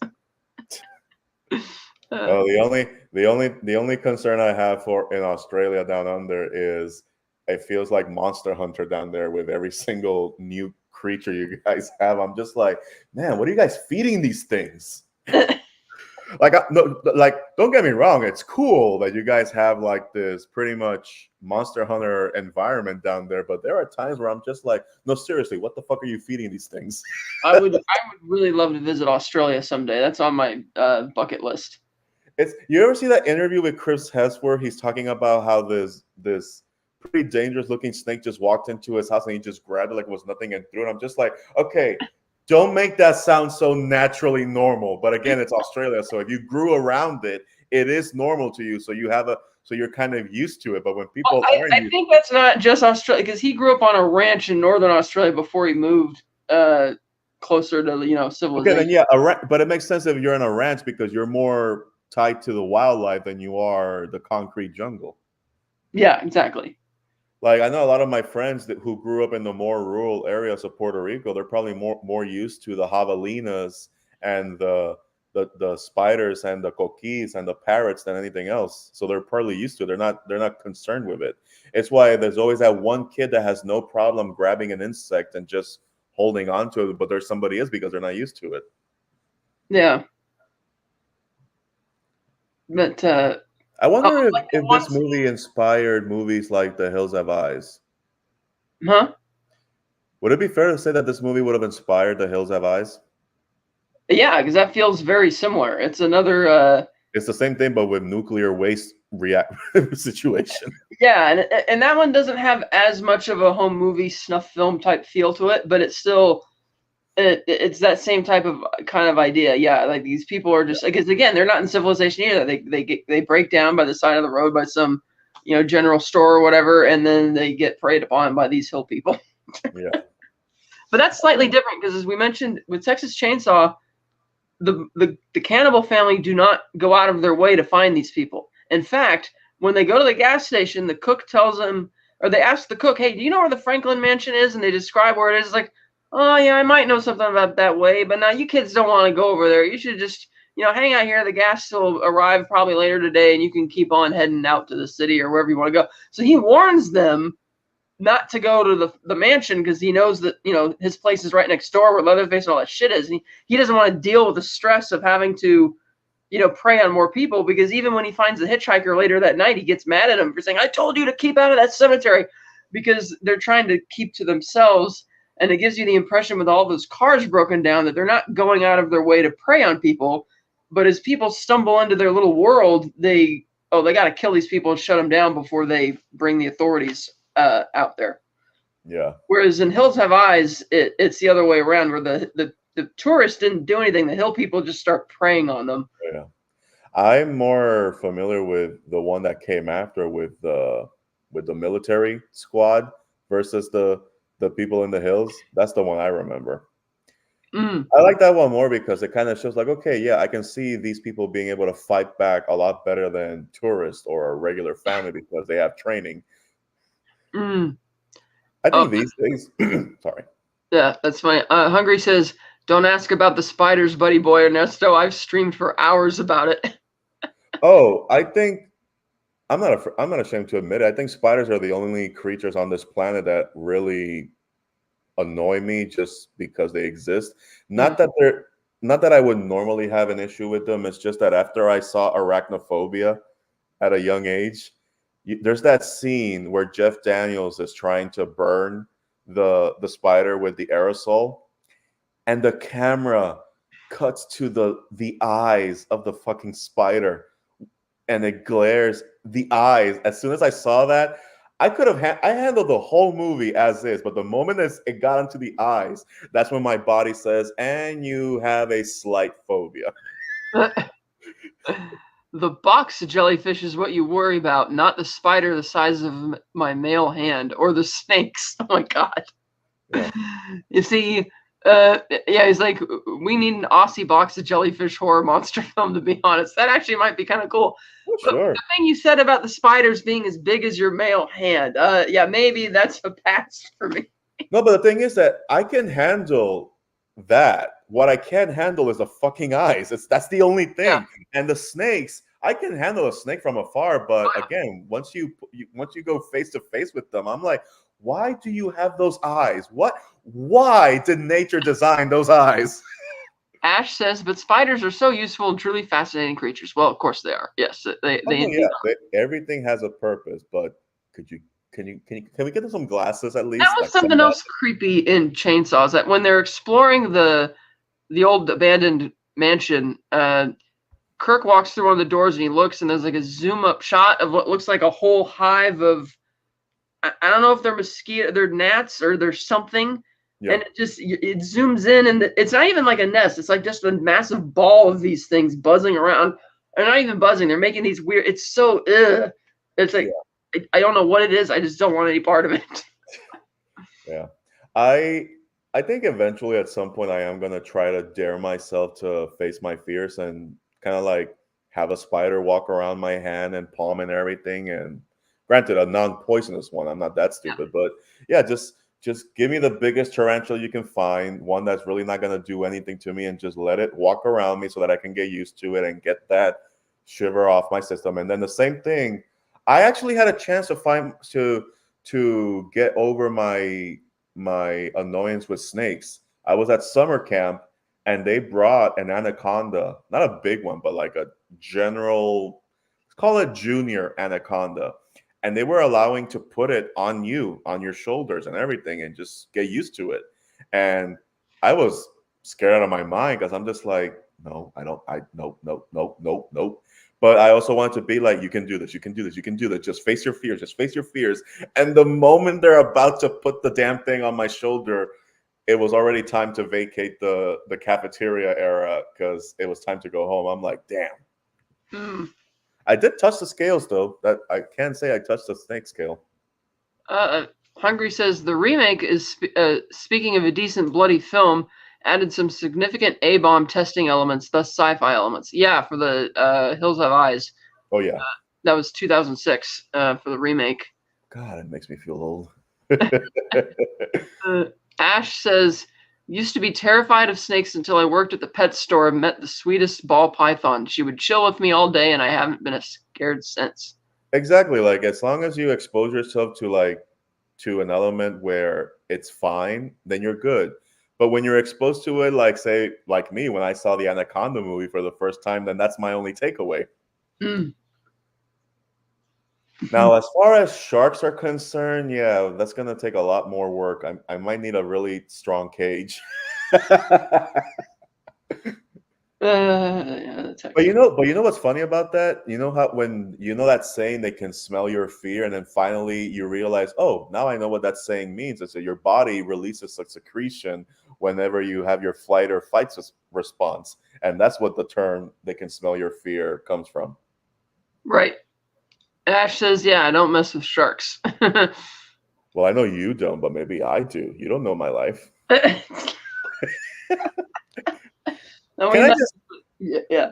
I just say that you cannot do a modern horror setting movie or a slasher, whatever term you want to use. You cannot do one straightforward with today's kids because like the idea of today's generation getting in a car and doing a road trip, that to them seems like no, they'd rather stay indoors. Yeah. And plus, a lot of those old road trip movies also have a bit of a Sunday drive aspect to it as well, because they're not in a hurry to get to where they're going. And so, Exactly. yeah, we'll go exploring and stuff, but no, you don't see that with kids today. Yeah, it's just them just doing like, why are they driving? Why are they at home doing stuff? I'm like, because this movie. Oh, okay, you know what? Why don't you go back into your little cave and watch only 15-second videos? Sharks are dependent upon the species. Yes, they are. But yeah, it's like a lot of these old movies like that would start out with like, oh, we're going on a road trip somewhere, and something bad happens. But with this one, it's just the visceralness was there for it. So yeah, you know what we haven't had in a while? A good Bigfoot movie. That's true. Like a legit Bigfoot movie, like. Just go for it, man. Just make a really good visceral Bigfoot movie. Ash says, "Oh, I think that's why they started doing unfriended and deep web horror film for the new genre, for as a new genre for the new kids and the new generation." Yeah, but they at least still have one thing in common with the other horror movie. They weren't that good. Yeah. Although the last two movies that came out that are on a computer screen, the one with John M. Chu and not John M. Chu, John Cho and what was her name? Came out last year. What was it? Sorry, there's so many computer terms that this one is not popping up. Last year, what was it about? No, it's like no, wait. It came out last year in January. It's like found footage but on a computer. Oh, Searching? Searching, that one. Was Thank 6 you. years ago, Ernesto. No, not that one. God damn it. Not that. It's wrong title. Yeah, because that was John Cho searching on the webcams and stuff. Hang on. No, because they made two of them. Oh, that's a different one, but he's not in the sequel. Missing? Is it Missing? Is that what I'm thinking of? Maybe, but he's not in it. No, because it was an anthology. It was like, yeah. So Searching, he made one in 2018, and then they made the second one with a different actress. And it came out last year, and it was still the same concept, but it's just basically kind of like, I like them because it's how you use modern technology as a resource to locate someone. And I like that.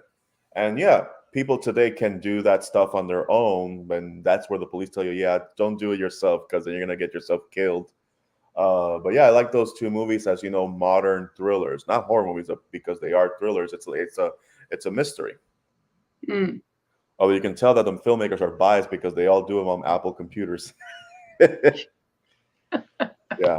But yeah, those movies, they could call the attention to the younger audience. But again, nothing beats an old-fashioned going out of the house and running into trouble. Yeah. Yep. We got the Wall-E generation. That's what we have. The Wall-E generation. Tell me I'm wrong.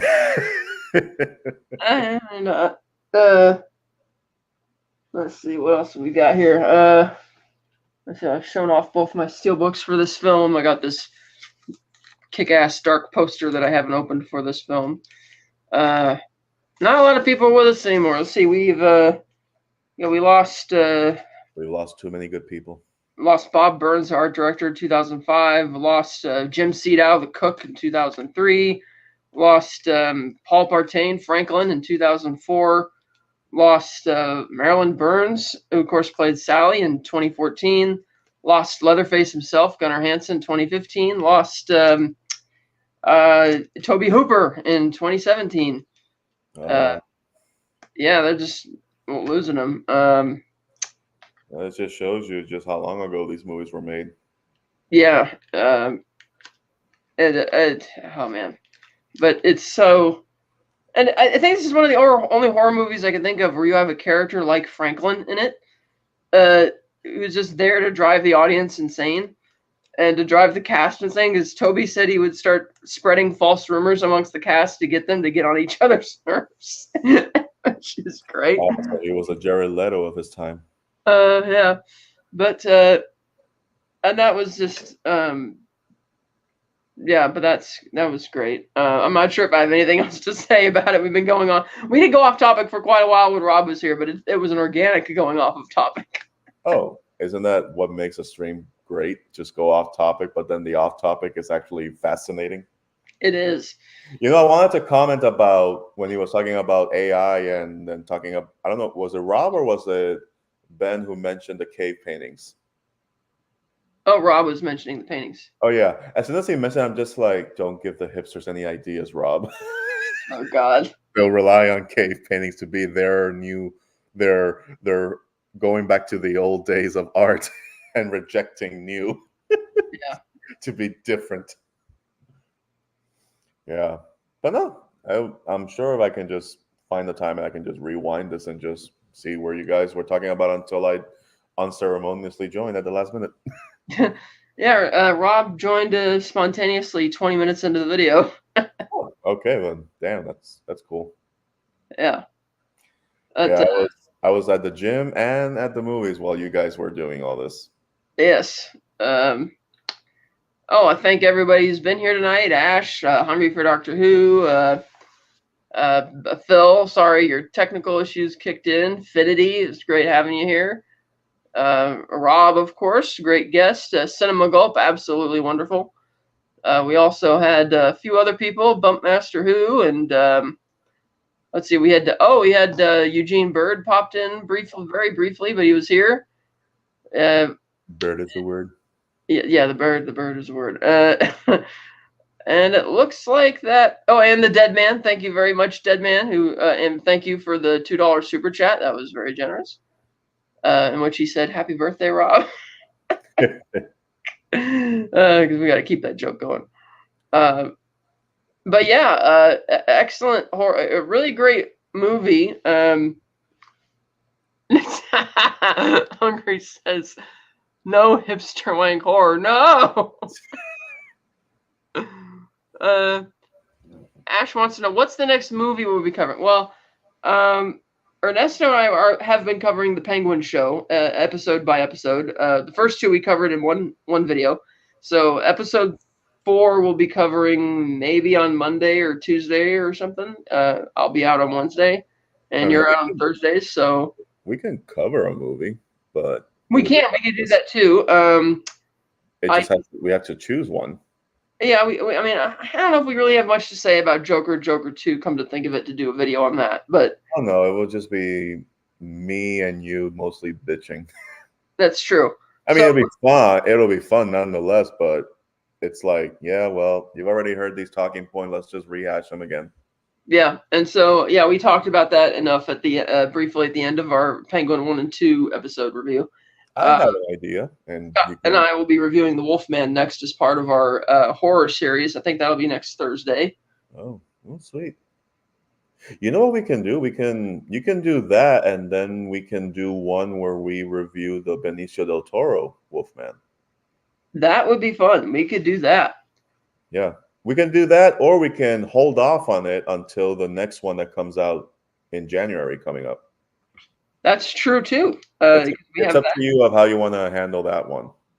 That would be a good idea. And I love the Benicio del Toro one because it's got a very visceral execution to it that I love when I saw it for the first time. Like you can feel every punch, clawing, crunchy. Just I love the sound of mixing in this movie.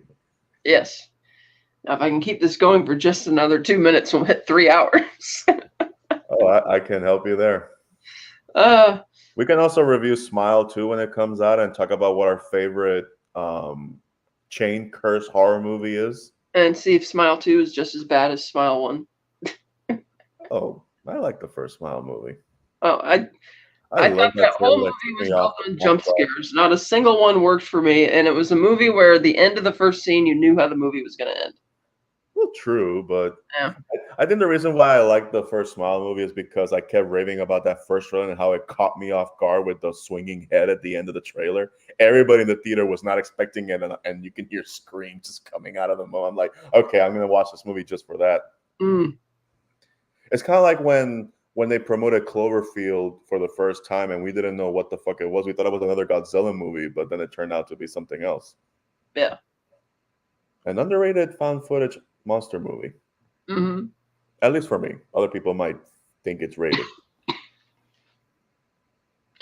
Well, this has been really fun. Yep. Never expected this was going to go 3 hours, but it has. And so... Never expected it to be ending with just the two of us. I know. It started with 2, and then a third person joined, and then a fourth, and now... Always 2 they are. A master and an apprentice. Yes.